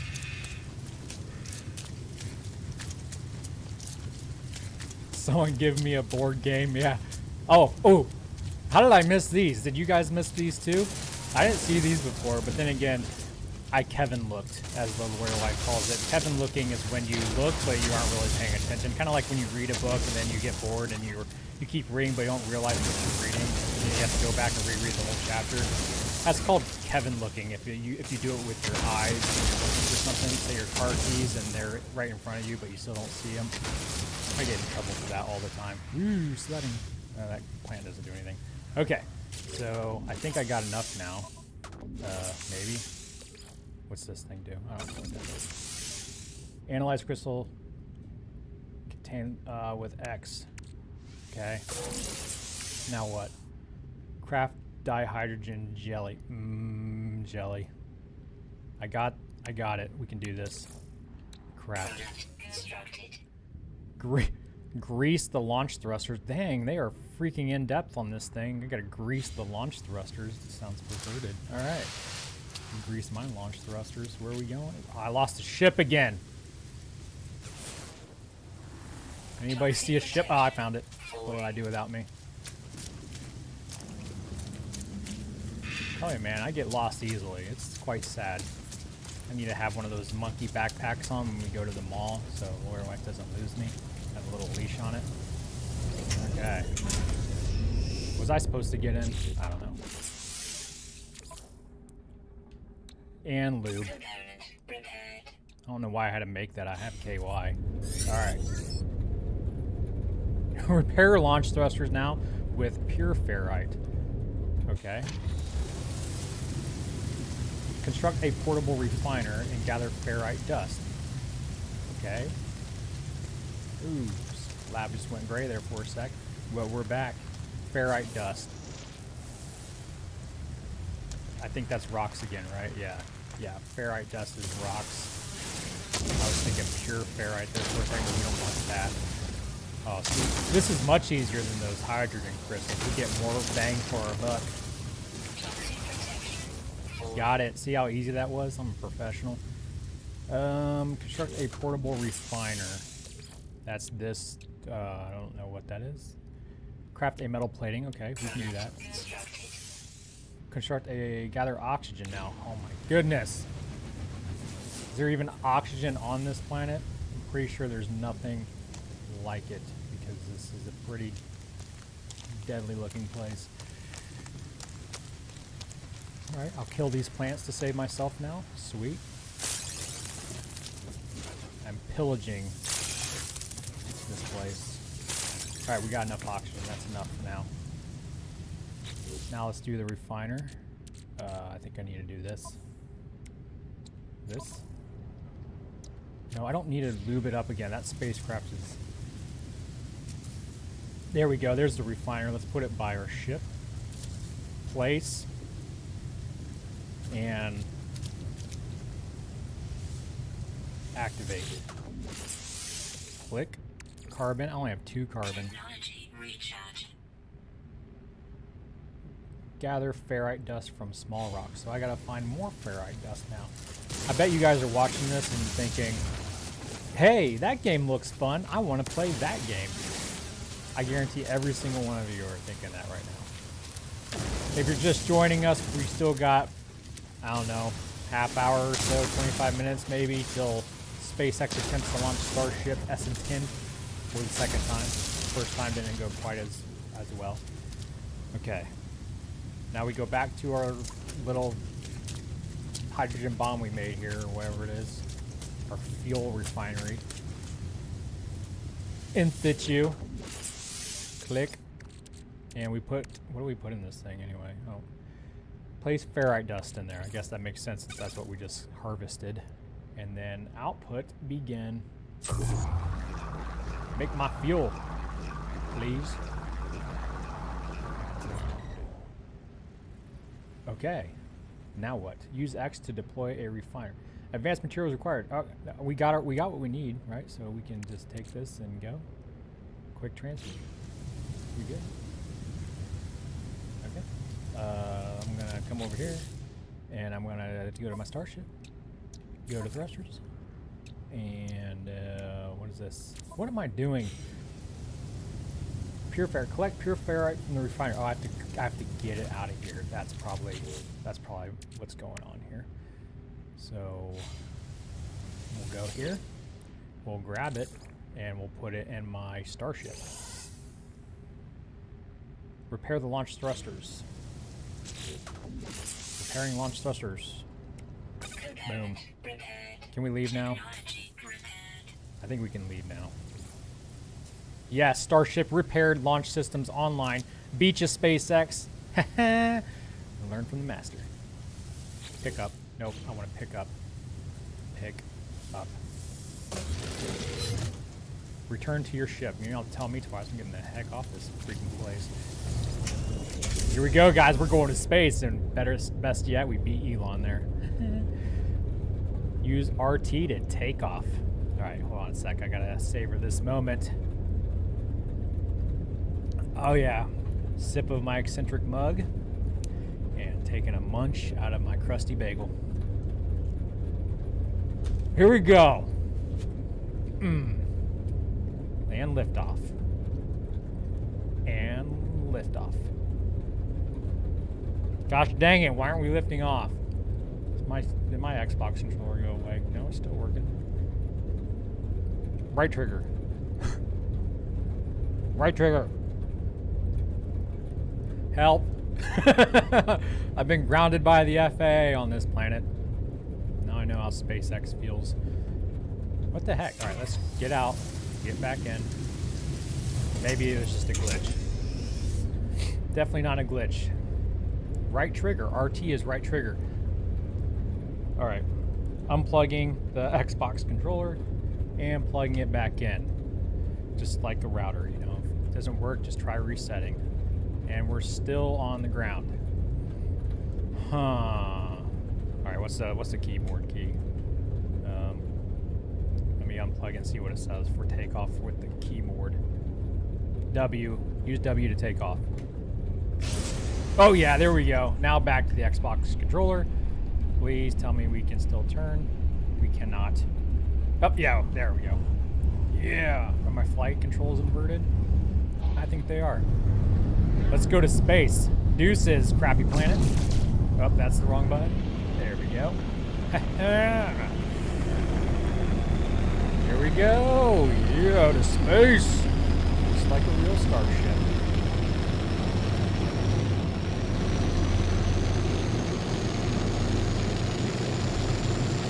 Oh, trust me, I was holding it. It just wasn't cooperating. We fixed it. I'm in the Euclid galaxy. I discovered it. The Gujanel 3, the third system, or something. I didn't have time to read it all. So there's the planet from which we just suffered. Never coming back here again. let's engage pulse engine. Deuces, crappy planet. This is ludicrous speed. All right, before we use up all of our fuel, let's stop right there. I'm in an asteroid belt. Good lord. Good lord. Let's see what the most interesting planet is. All right, so that kind of looks like Saturn. And I only mean that because it has rings around it. I'm surprised that planet sucked. Usually if it has rings around it, that means it's pretty dope. But not this case. Ooh, look, a floating crystal. Let's go check that out. I love how my Starship sounds. It sounds like Marvin the Martian spaceship. And brake. Space brake. Shoot. Shoot that thing. Oh, cool! Oh, gosh. I didn't know if I should run into it or not. Alright, let's find a planet. There's a bunch of those floating crystals. It's like a space virus. Alright, let's see what's over there. That looks like another yellow planet. I'm kind of hesitant of yellow planets these days, but we're just gonna go and see what's about that area.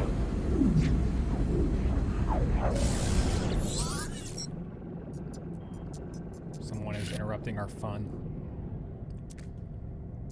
Please identify yourself. No, I don't know. I don't want to listen or identify myself. Fine. I just want to leave. Follow the... Okay. Yes. Okay. Input coordinate data. If it takes me back to that planet I was just on, I am not going. I refuse. Navigational data received. Oh, it's a different planet. Okay. Where's the planet we came from? Are you sick yet? Am I making you nauseous?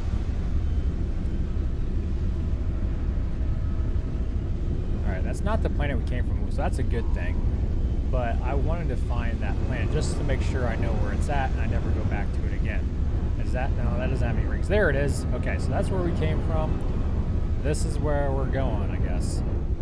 And fly. I just ran right through, or flew right through like a bunch of asteroids. I don't want, I'm not dead yet. We have 36% left on our pulse engine. Will we make it? Alright, so slow it down now. I'm going to fly this manually. This planet looks purplish blue. That seems like it would be better.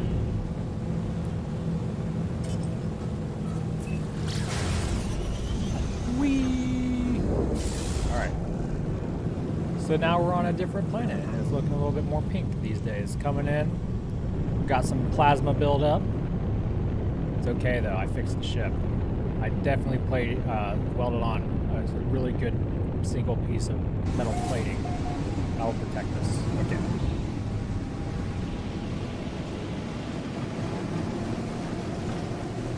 So this planet looks pretty and deadly.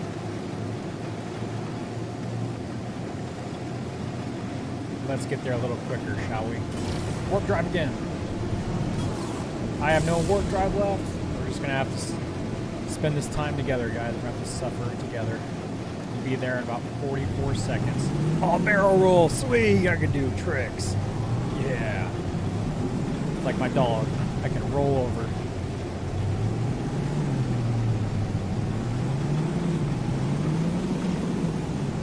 Oh, we got trees rendering in. It's not a desolate planet after all. Although those trees look kind of sad. They look quite sad and depressing.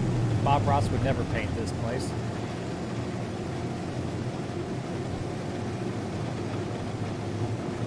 Coming in hot and low. Whoa, that rock kind of spawned right my way. Ooh, what's that? That's interesting. Might have to come back to that maybe. Alright, so this is where I'm going, right here. Circle around. Do a banking turn. Oh, our ship hovers. How about that? Alright, that's where we're going. And how do I land? I don't know how I land. Land. Nope. Landing sequence unavailable. Did I not fix the landing sequence? Oh, jeez. Oh, jeez. Well, the local, what the heck is that thing? Oh, it's like seaweed. the local population probably thinks I'm a hostile alien coming into their planet now because I just shot at their dirt. Alright, I'm gonna land this thing right here. This looks like a good spot. Something is trimmering through the... I can't land anywhere, dude. What the heck? That giant pineapple is dancing. What the heck, dude? Look at that dancing pineapple. Alright, we'll come back to that later.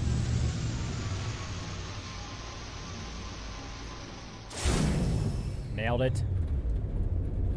I think. I don't know. The ground looks a little lopsided, but if I step out, will I get eaten? I guess there's only one way to find out.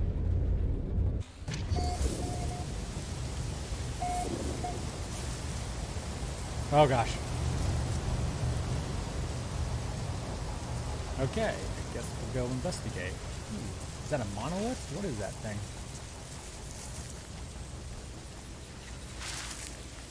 Oh! Don't scuff my boots, bro. Memory of Viking. Don't care. I don't even have my full memory. Toxic protection. Falling. Of course it is. None of these planets are conducive to my survival. That would be too easy. The sparking wires of the machine generate a signal tapping out its broadcast into the world. Whoever left the message is long gone. That's sad. I should just leave and go do what I want.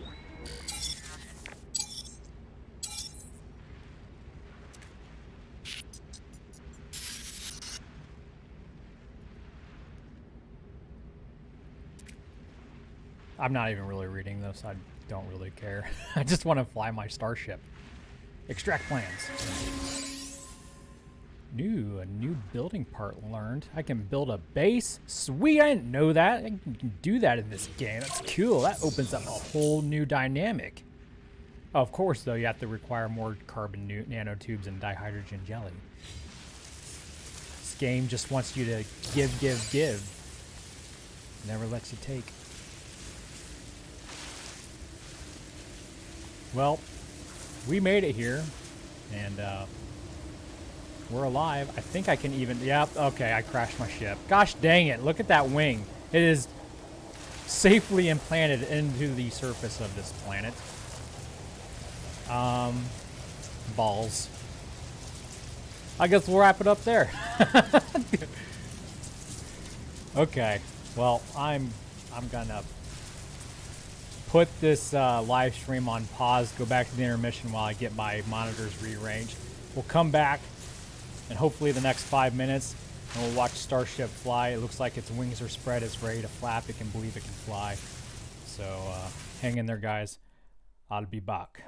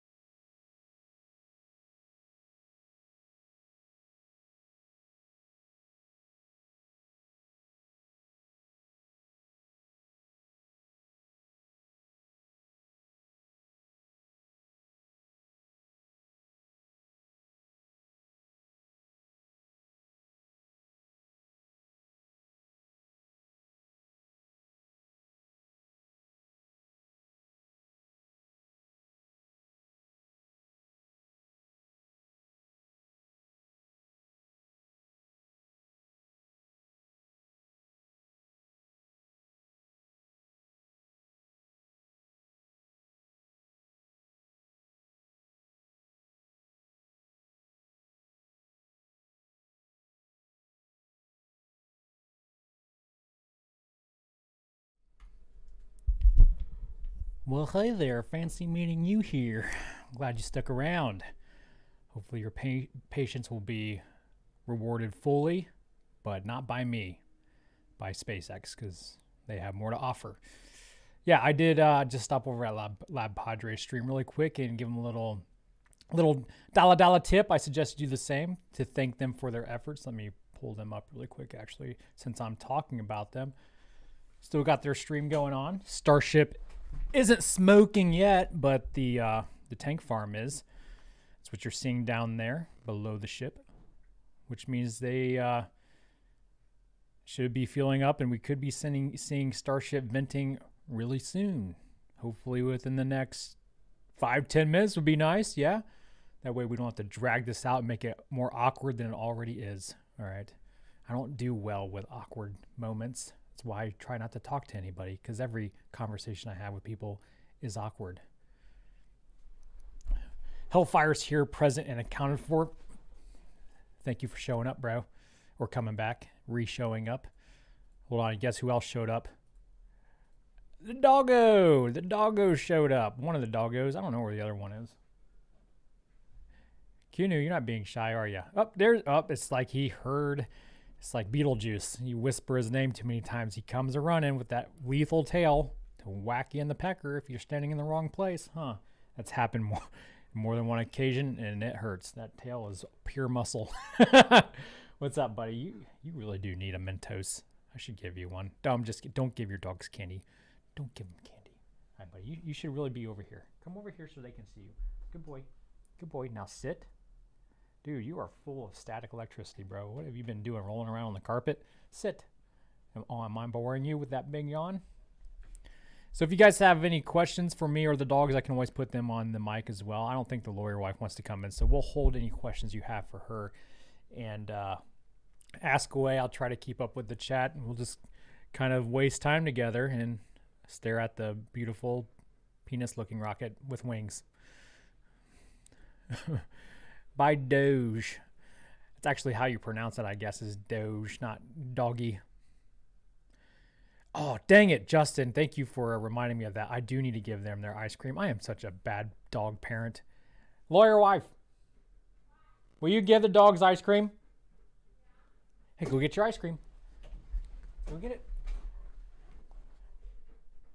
Don't stare at me, you idiots. Go get your ice cream. Go get your ice cream. She's got it. Who's that? Go get ice cream. You can thank Justin. He reminded me. Oh, I shocked your nose too. You guys are full of it.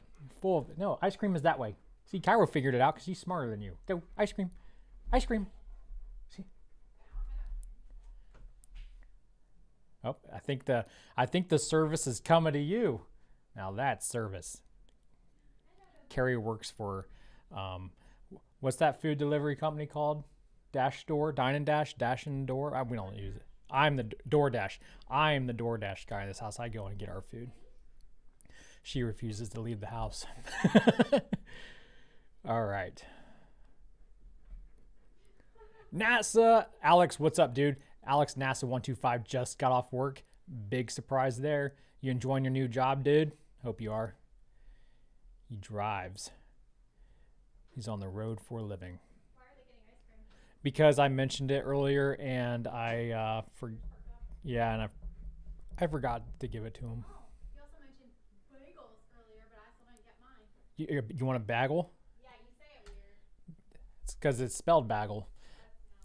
That's incorrect.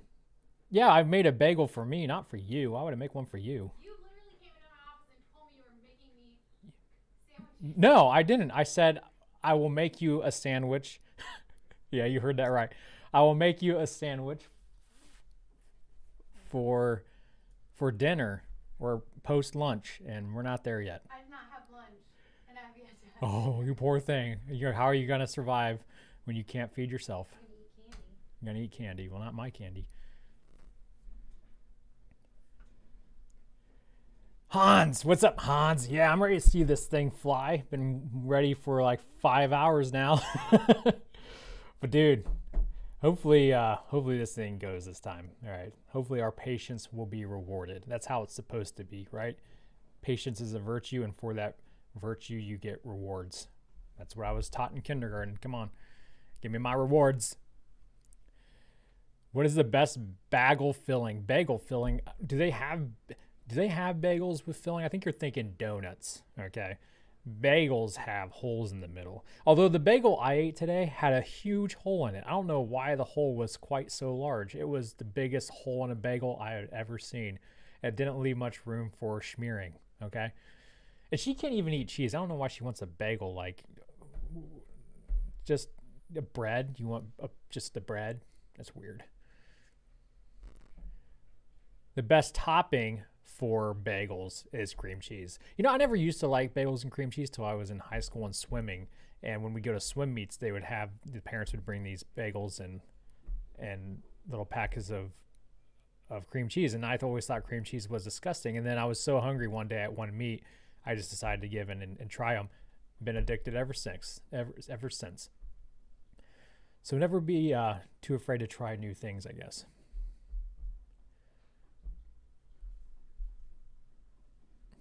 Anyway, that's enough bagel talk. Scrolling up. What other questions of non-bagel items do we got? Yes, I'm looking forward to this launch. If I were given the opportunity to ride on it, would I? Would you? If you were given a free seat on this Starship, would you take it? Be honest, none of you would. You've seen how the last two ended, right? If you took that ticket, you should be checked into a mental institution because you are suicidal. I'm not trying to be a negative Nancy, but yeah, it's not safe. I'm trying to be a responsible adult by keeping you from hopping on that carny ride. In fact, a carny ride would be much safer than this thing, and that's saying something. SpaceX is targeting 6:13 p.m. Eastern time. Man, they're going right up to the end of that launch window almost. For today's last launch attempt. Okay. So that leaves, about a half hour. So we have a half hour of staring at Lab Padre's video. Awesome. You guys better ask me questions. Michael McGinley, got it. Are you from Ireland or is that Scottish? Mick is my my brother-in-law's last name starts with a Mick, and I like to go to McDonald's, and I'm pretty sure that means it's Irish, right? Somewhere over there in Western Europe. Tim, tell me about your Nalgene. I don't know if you're on the right channel, bro. Must be an inside joke. I don't get it. But thanks. I appreciate that. I'll forward that $5 to Tim, whoever Tim is.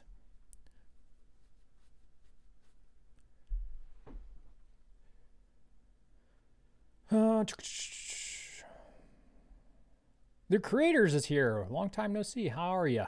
I'm late to the party, but better late than never. That's right. I get it. You were probably playing Sea of Thieves, weren't you? Oh, I should have played that game. That game's a lot of fun. I'll have to reinstall it on my computer, though. We like to be space pirates on this channel, but we also like to be pirates in real life or in the video game world as well. Not in real life. Hopefully you're not stealing anything from anybody in reality. On the open seas, dogs are still enjoying their ice cream. Dog cam. Hey, why don't you enjoy it in here so we can all enjoy watching you enjoy it? That's creepy. Yeah, Sea of Thieves is a great game, and they keep adding new updates to it. I really need to check that out again. It's been several months since I played that one. I've been playing a lot of DayZ lately. DayZ is like this post-apocalyptic survival game made by the Bohemian people that made Arma. So it's pretty detailed and like a real life simulator or whatever. But it's a lot of fun. Who would have thunk that just trying to stay alive could be a lot of fun, just like No Man's Sky. Everything's trying to kill you. Oh, we got movement. Not on the Starship front, but on the Cairo front. Did you win? Did you eat your ice cream first? I see you licking those big old chops. Are you done with your ice cream? Okay. Bye.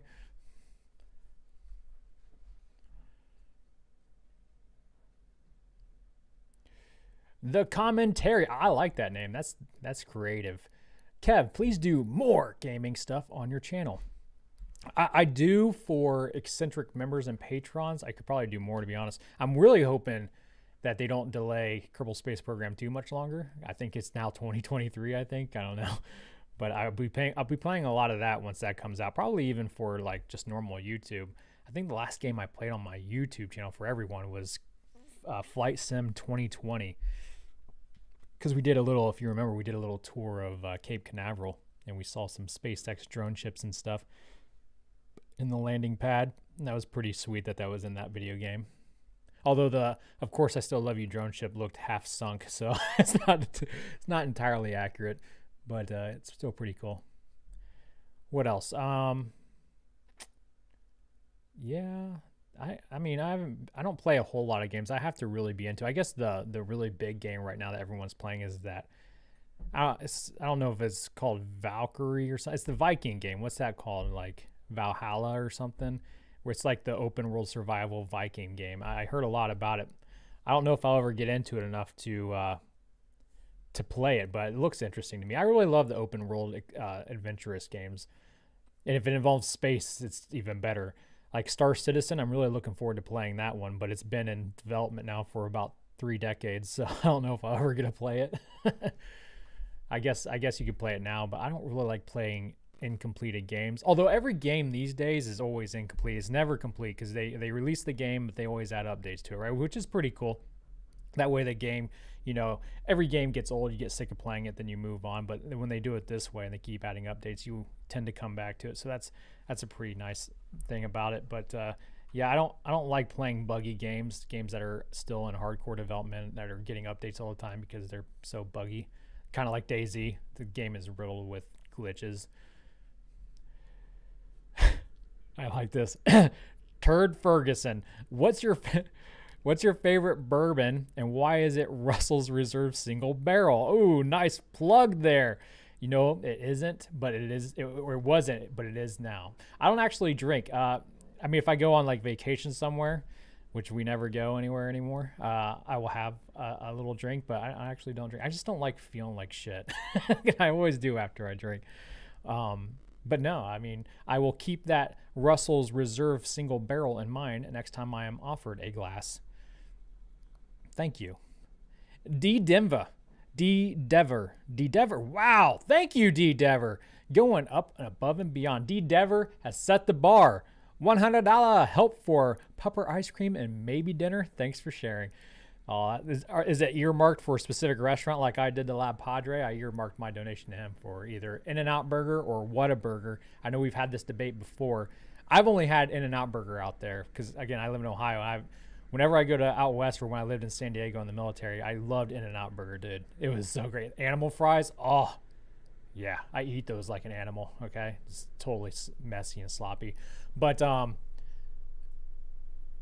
Whataburger, I've heard from some people say it's better than In-N-Out, which I find hard to believe. Like, I mean, have you had the animal sauce that they put on those fries at In-N-Out Burger?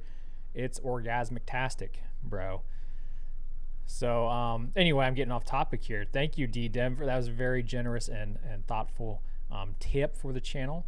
And I will definitely use it for $100 of puppy ice cream. I'll go to the supermarket and I'll just totally clear that shell off.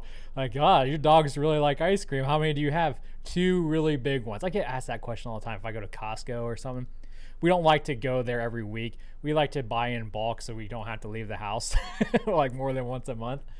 So we'll go there and I'll buy like 4 bags of huge dog food bags.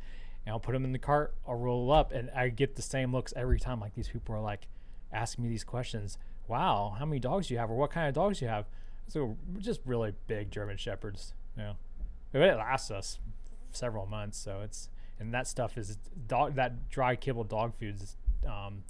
It has to have like a shelf life of a year or something by law, I guess. I don't know how it works, but so they have to cook all the nutrients out of it anyways, which is why we also give our dog food like the meat stuff you can buy at the supermarket in the dog section. You put it in the fridge, you cut the meat part, and then we mix that into the dry kibble. That way they get some real nutrients that haven't been cooked out of it yet.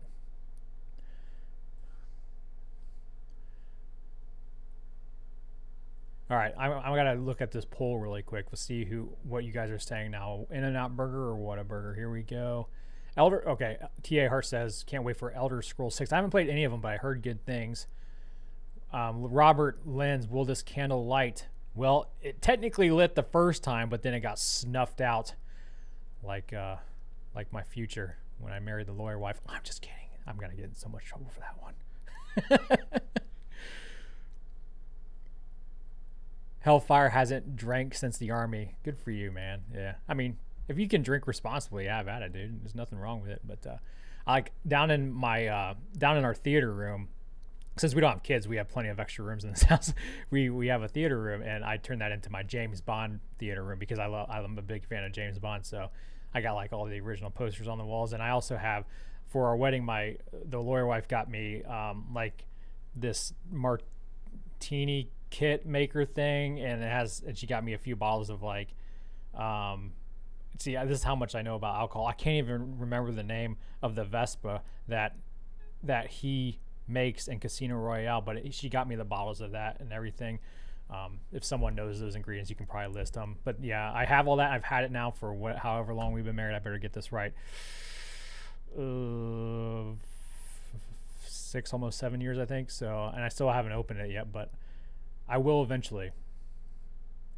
Maybe at my funeral. Maybe she'll open it at my funeral or something. So Tiger Droppings only had Whataburger. In-N-Out is so good, says the nerd. It's so good. Every time I go to Las Vegas or California, it is great. Definitely number one.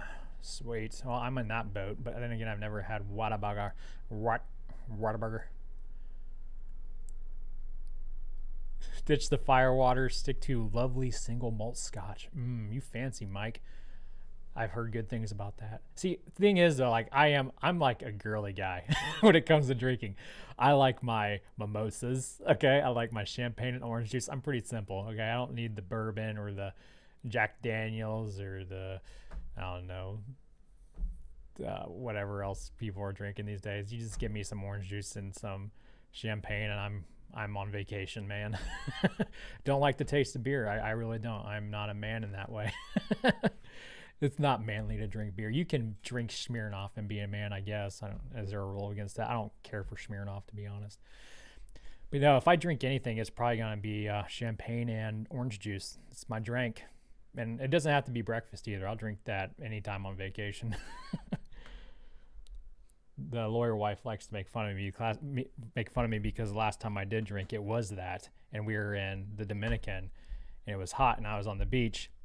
And so I diverted to my more basic instincts, and I wrapped a towel around my head like a turban and fell asleep under the beach umbrella. And she snapped some pictures, and she likes to make fun of me all the time for that.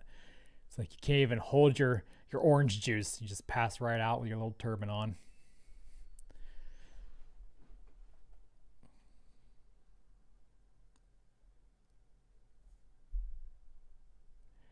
The nerd, let's be real here. Dairy Queen is the best. Dude, that's funny you mentioned that. I just had Dairy Queen for the first time in like a year when I was coming home from my hometown this weekend. We had some Dairy Queen. It was delish. What do you get at Dairy Queen? I go with the chocolate cookie dough, like the chocolate ice cream, because I like chocolate more than I like vanilla. And then with cookie dough, little bits in them. Oh, that's delish. Very good. I do want to go to Germany sometime. Because they are notorious for their German beer, and I would try it there. I almost went in high school because I took German for 3 years, and my last name is Haymeyer, so we have German ancestry, and I always wanted to go, but I haven't gone yet, and I would definitely try out their beverages that they are known for, and their bratwurst. I would try their bratwurst as well, the white wiener schnitzels. Pineapple sundae. See, that's the problem I have a problem with people like you, Ryan Ritter. You guys eat your ice cream too. You can't put healthy things in your ice cream. What's up with that? You can't put fruit. You got to put all garbage in there. You got to put the hot fudge or the brownie bits or the cookie dough, gummy bears, whatever it is. There used to be, I don't know if they still exist anymore, but there used to be several years ago, these places you would go and you'd get a little bowl, and you'd go up to these dispensers. And let me see if I can go to Me Big here. Now I think about it. You go up to these dispensers, and you would just make your own little bowl of ice cream, and then there would be like the all-you-can-eat flavor bar, you know, the smorgasbord of toppings, and you would start piling those on. And then when you were all done, you would weigh it, right? And they would charge you, you know, $30 because you would just pile so much into your little bowl, or maybe it was just me. And it was funny because, you know, I used to take girls on dates to places like this, and they would always like get like, you know, let's get some almond nuts on there or whatever. And almond nuts are good, I'll be honest, but I would always go, nope, we're getting some gummy worms. I don't even know why there would be gummy worms in that line. It's an ice cream, like a frozen yogurt place. Why are there gummy worms there? But I'd put the gummy worms on there, and, you know, gotta get the cookie dough in there. It's just random shit like that, dude. It's the best. I never put any. It's like pizza, dude. I don't put anything healthy on that. No fruit or vegetables on pizza or ice cream, unless you want to count the pizza sauce, the tomato sauce, which I do.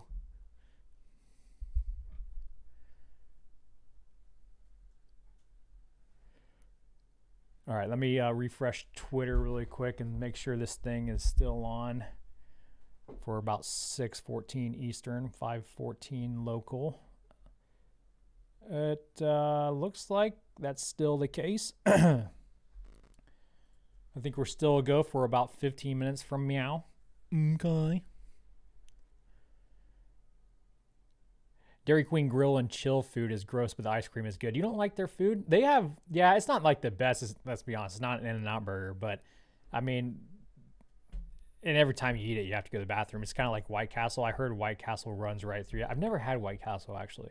My brother vouches for it, but you know, I've never been. And I think that White Castle was started in Ohio too. I might be mistaken about that. Like I know Wendy's was, but I've never had White Castle. And that's weird because I do love castles. I think they're pretty sweet. Do I still fly paramotor? No, well, I mean, I would like to. After I got my paramotoring license, or whatever you want to call it, my training, COVID hit shortly after that, because last summer I was planning on potentially like buying my equipment. It's really expensive, in case you didn't know. We're talking like 15 grand. It's basically a nice used car. But COVID hit, so a lot of places were shut down, and I just didn't want to deal with it at the time. But I do plan on going back up in the air eventually. I wish I had a lawyer wife. Oh, they're pretty great, man. They are the breadwinner in most cases, unless you're like a medical doctor or something.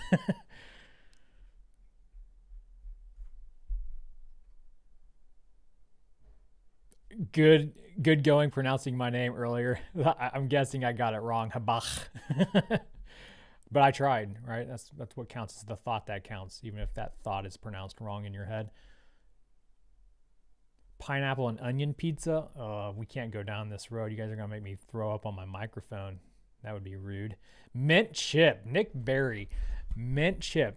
See, that's what my mom likes. I'm not a huge fan of mint. Like, I can eat it, but like, if you're gonna eat unhealthy, you might as well eat the most delicious unhealthy you can. And mint just doesn't tickle my fancy. It doesn't do it for me. I don't get any inner orgasms from mint. Okay. Ein deutscher Mann, sehr gut Deutsch Wurst ist best Wurst. Thanks, Hans. Yeah, I do enjoy meat. Whiskey and milk, plateau high, no downside. Okay, I'll have to write that down. Whiskey, man, I'll put some hair on your chest. I want to try that aviation gin, the one that, I don't know if Ryan Reynolds still owns it, but mostly because it's called aviation gin. I think that's a cool name. Para, what's up, Para? He's a eccentric BFR. Hey, Kev, just joined the chat room, brah. Hope all goes well. Yeah, me too. Pulling for SN10. We don't want this to be another snuff film. Come on. Chum on.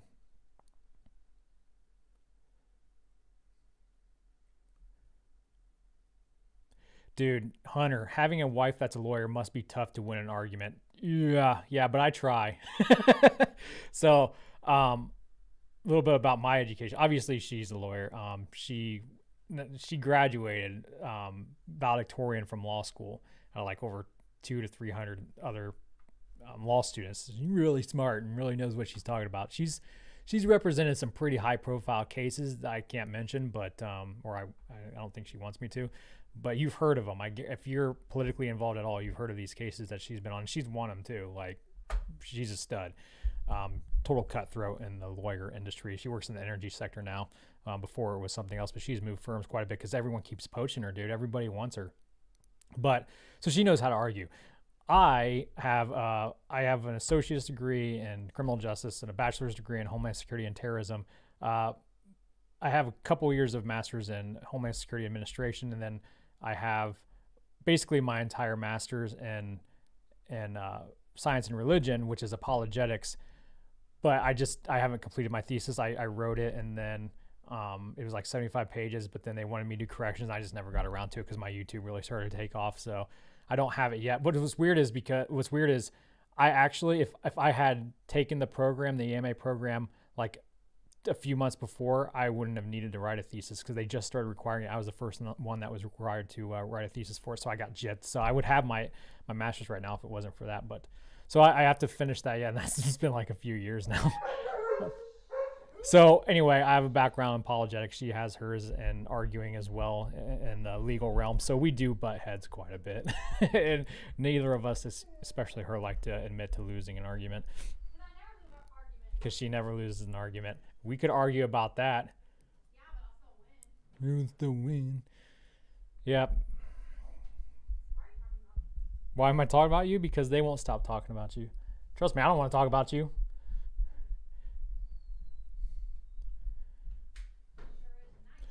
Right. We didn't think you were that smart, Kev. I'm not that smart. No, I'm not talking to you. I'm talking to my friends.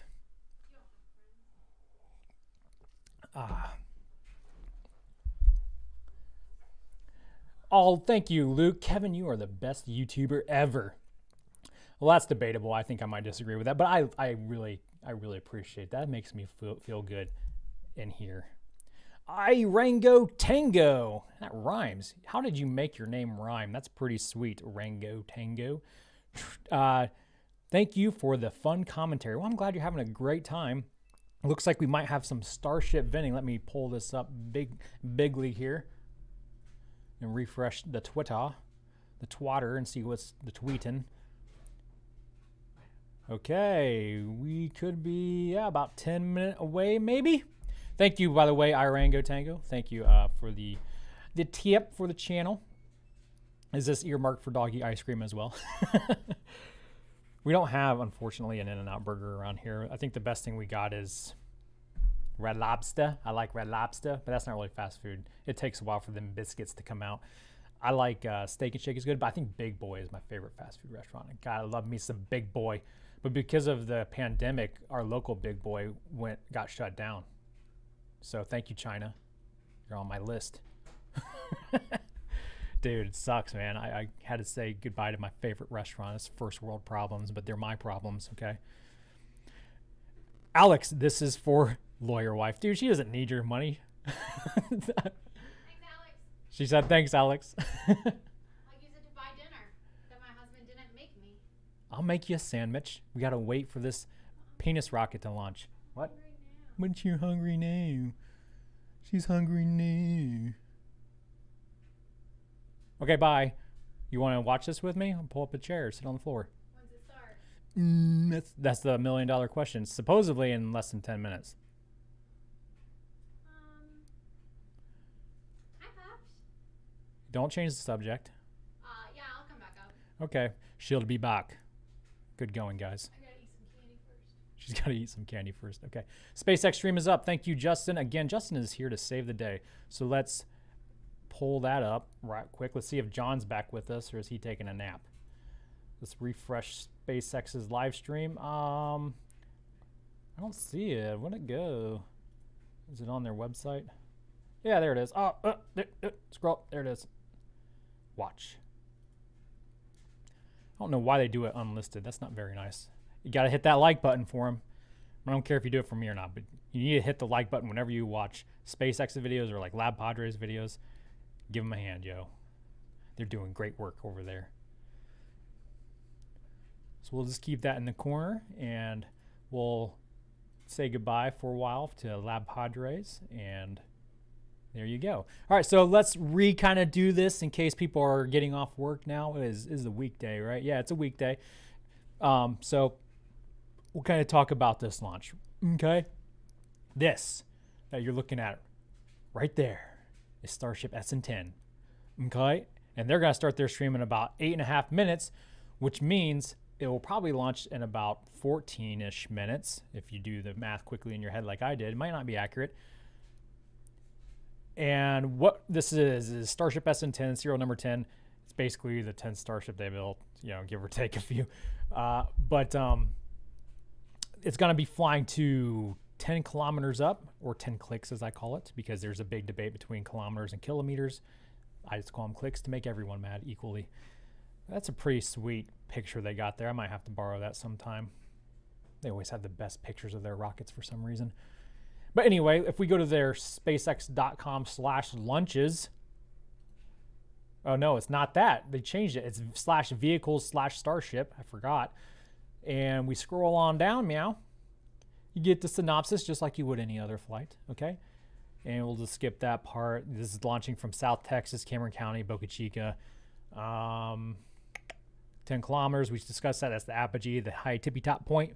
So it's going to launch, it's going to fly up, it's going to kind of use its thrusters to keel over onto its belly, and then it's just going to skydive belly down, first, and hopefully not do any potato chipping like I do when I skydive, because I'm unstable. I'm naturally oblonged, and I don't know, maybe my feet weigh more than my head.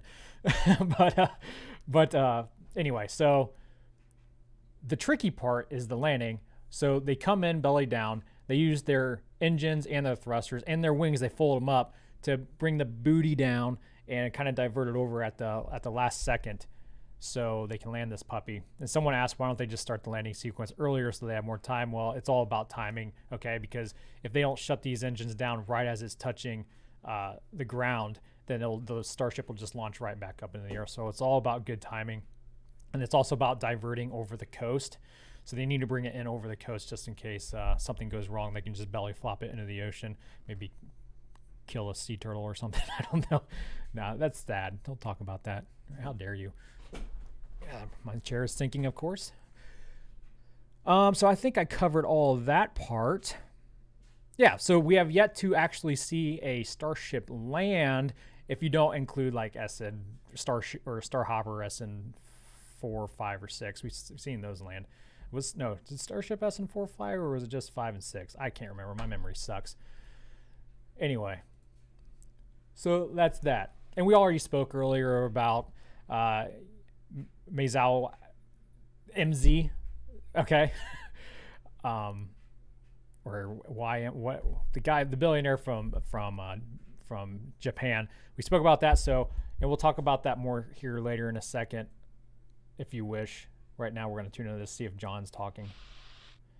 Oh, he's not talking. So you can go on the Dear Moon trip.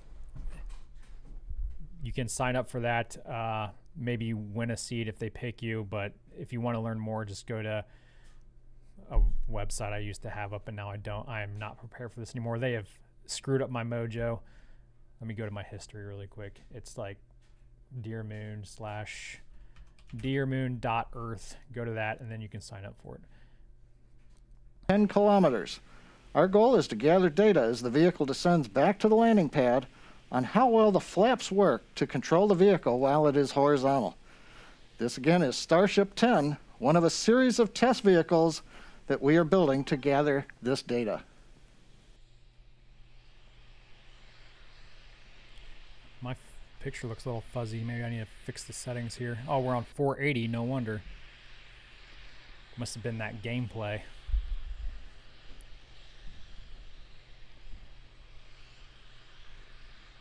This guy's looking a little damp. Or is that just the camera resolution? Oh, it was the camera. There we go. It's a little bit more bright now.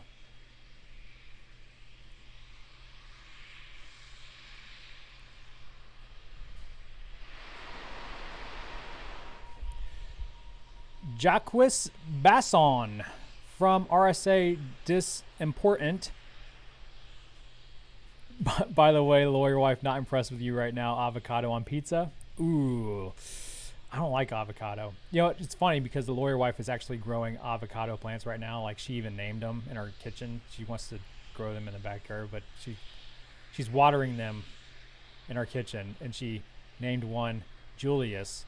And I said, well, if you're gonna name one, I get to pick a name. So the other one's name is Sherman, and then she drew glasses on that avocado nut. So she's trying to get him to sprout. She loves avocado. I've never seen her eat it on pizza, though. That's just weird. You're weird. No, thank you, Yaquez Basson. Good to see you again. Yeah, I'm not a fan of avocado, although I wish I was, because I hear it's really good for you. But if it's green, I don't like it. But if it's orange, usually I think it's the best thing in the world. Like any kind of condiment sauce, whether it's like buffalo sauce or sriracha or whatever, anything or animal fries sauce, Thousand Island, anything that's orange is delicious. Okay, even oranges are delicious. All right, if it's green though, it's usually not that Minus great. 2 minutes 30 seconds. Finishing up propellant loading, and we are now closing the fuel and LOX fill valves to the vehicle. Everything continues to look good on Starship 10. Come on, guys, let's do this. Are they gonna get rid of Bopper there? Are they gonna ever test that again, or are they just gonna ship it away? Poor thing never gets any attention anymore.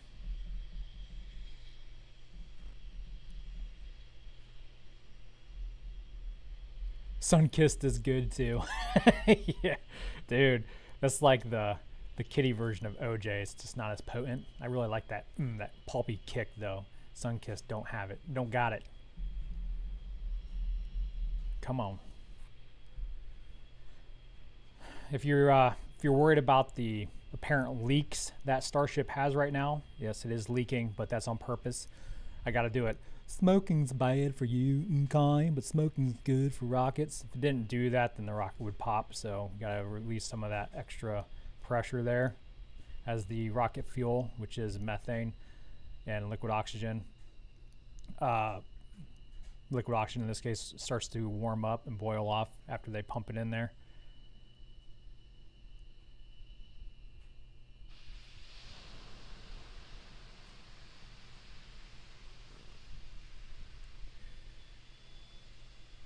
T-minus 1 minute and counting.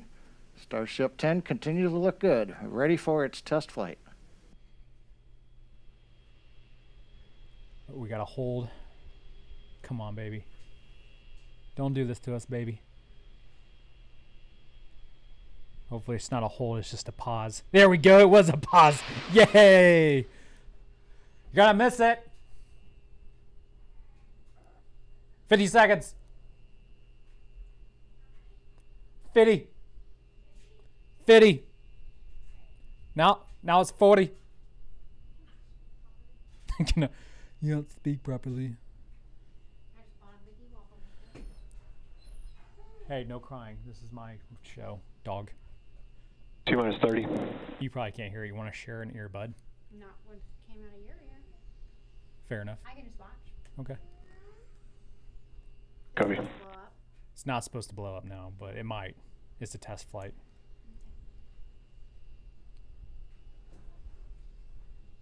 You want to sit on my lap? T-minus 10, 9, 8, That was, 7, that answer was a little 6, too quick. 5, 4, 3, 2, Come on. 1. Ignition. Yeah. We got liftoff. Yes!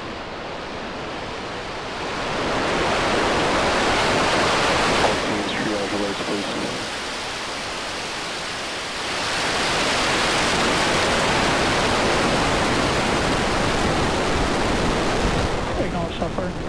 Breaking my shit out. FC2, please prepare for section 35. OSC, FC1. Broke the LDS. doggo cam. It was already broken, but she broke it more.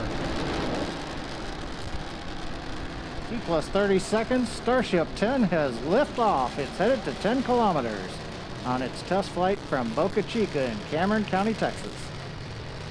You can't hear John talk. He's the best part. Look how smooth, man. That looks like it's a silky smooth ride, bro. No bumpage. No turbulence.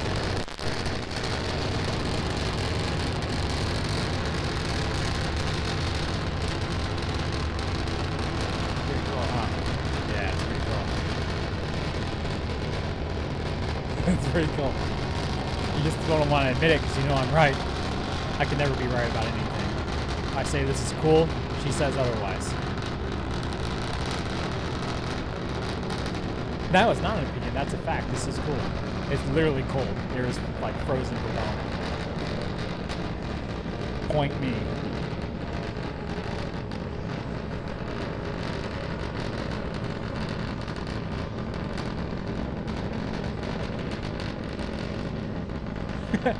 I will agree with that statement. This is cooler than having a wife, but I won't right now because she's right here. She agrees, so we're on the same page. We agree.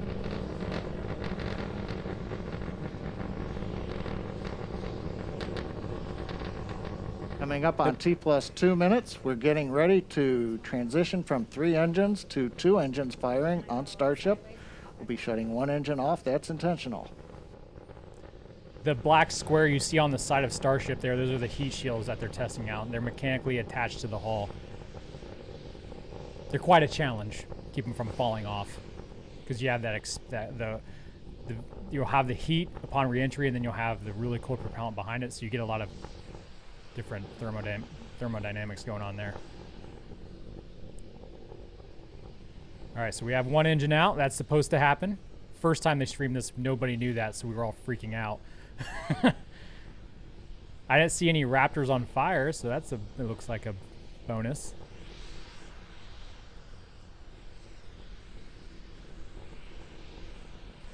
Flames are a different color. That's sweet. Someone needs to make like a lighter that looks like Starship. T plus 3 minutes and counting. Starship coming up on 8 kilometers altitude. We're getting ready to shut down the 2nd engine. This is intentional. Thanks, John. Yeah, one looks green and one looks blue. Or purple. Oh, very nice. Very nice. I love it. John caught on the hot mic. Oh, Okay, very now to nice. switch very over nice. to the header tank for the 1 engine. John's nervous. I can tell. It's okay, John. We're going to get there together, buddy. Yeah, dude, a mini torch Starship, like a cigarette lighter thing. Don't smoke. Smoking's bad for you, guy. But that would be really cool to have. Like fires with it and shit. No, because you drop lighters in the fire. Okay, I'm going to come back One up time. when we hit 10 kilometers right about in 3 seconds. And it blew up. I dropped the lighter and Coming up lighter on T fluid in a plus fire 4 one minutes. time. We're at 10 kilometers. We've gone into the hover. We're still being powered by the single Raptor engine.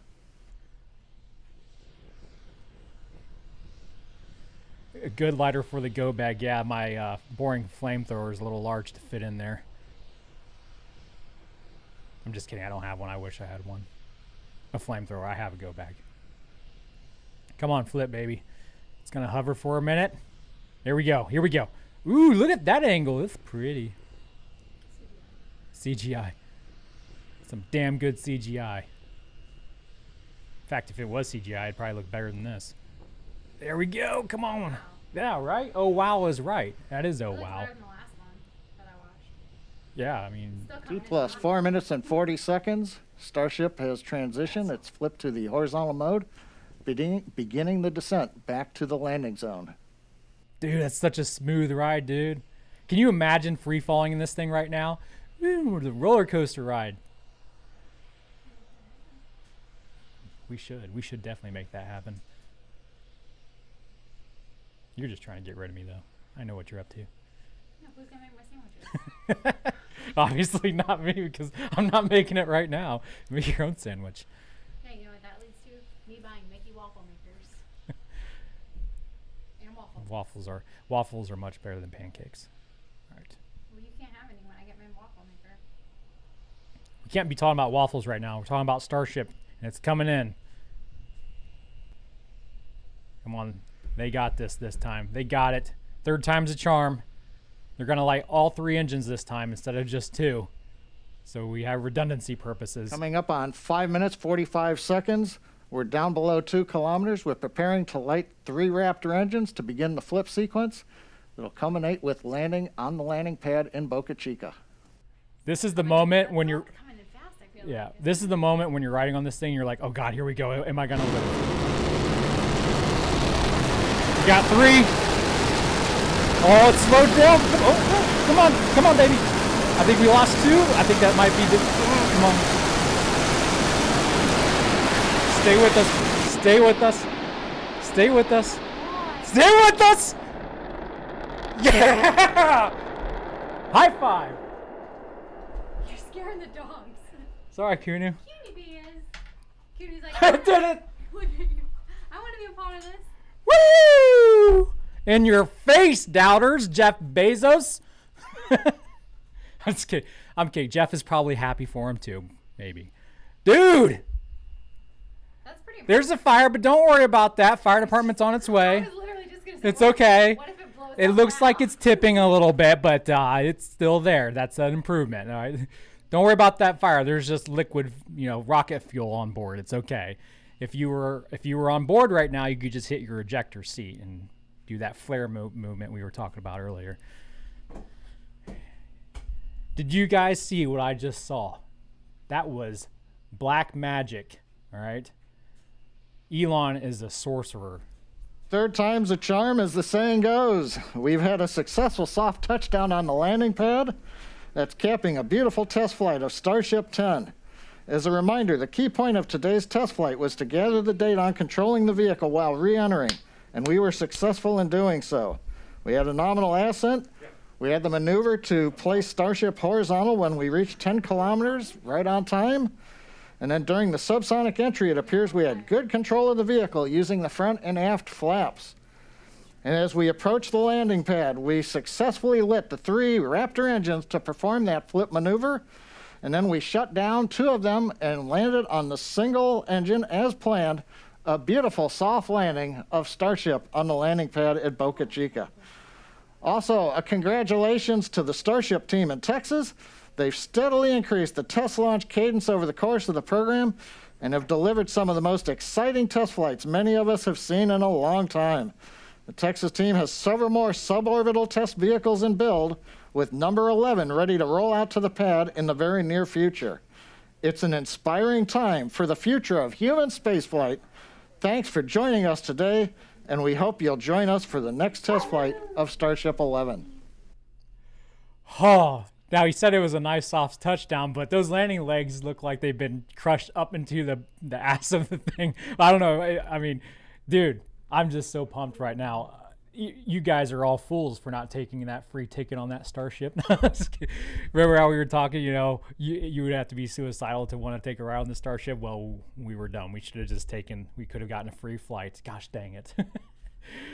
Man, that was pretty dope. Dude, when it came in for that flip maneuver for the landing and we saw the 2 engines flame out for a second there, I'm like, oh God, this thing's going to crash again. But I guess that's what was meant to happen, because if they wouldn't have cut those 2 other engines, it might have had too much thrust and would have taken back off again.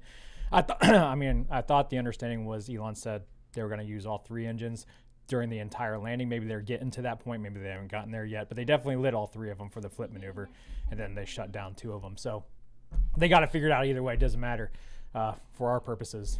So it's exciting. That's exciting. Yeah, it looked like it was a little leaning a little bit there. It might not have been as soft as John was hoping, but maybe it was, and we just don't have a very good angle. But who cares? That's an improvement, a huge improvement from the previous 2. And it's going to be interesting to see what they do with it now. You think they'll auction it off? Maybe someone like me can buy it. I'll put it on my lawn. It's a nice lawn ornament. They have too many as it is. They could spare to lose one. It's fine. Paul the Lionheart, beautiful. It very much was beautiful. Gosh, that was pretty awesome. That was awesome. Hellfire Orbital. In honor of this historic day, everyone thank Kevin! Exclamation points. Thanks for the stream, brother. Thank you guys for watching. I'm just here to watch it, and if you wanted to join me, you could, and you chose to, and I appreciate every single one of you. I want to thank SpaceX for doing the stream, as well as other streamers like Lab Padre, who are doing the old grind down there for us all. And Elon for dreaming the big dreams and allowing us to, tag along with those dreams. It's a pretty dope guy. But we're going to wrap it up there, you guys. Again, that was pretty insane to watch. That was very magical. Best evening of my life. Don't tell a lawyer wife. Well, she was here to spend it with me, so that counts. All right. She can't be too offended by that. No, that was cool. So next time, I guess we passed the 10 click phase. So let's go high suborbital. I know back in the day, Elon was teasing that they'll go up across the Kármán line in space, flip it, come back, don't do a retro burn, and then propulsive burn back toward the atmosphere. And just to speed it up, really slam into the atmosphere to test that heat shield. I don't know if they're still planning on doing that or if they're going to go to more orbital flights. But in order to get to orbital flights, they'll need the super heavy booster, which is under development. They're almost finished stacking the first one. As we speak, the orbital launch mount is coming together swimmingly. So the future is exciting, and it's a great blessing that we can be all here, be all of us here together to watch it go down live. So until next time, guys, thank you for tuning in, and I'll see you on Friday for our episode of SpaceX in the News. We do have a Starlink launch coming up, maybe. I don't know. They keep having delays. This booster for this Starlink launch is the worst. No, it's been delayed longer than any other Starlink booster, but we'll tune into that whenever that happens. But I think Friday's episode is going to be next. Until that time, Godspeed.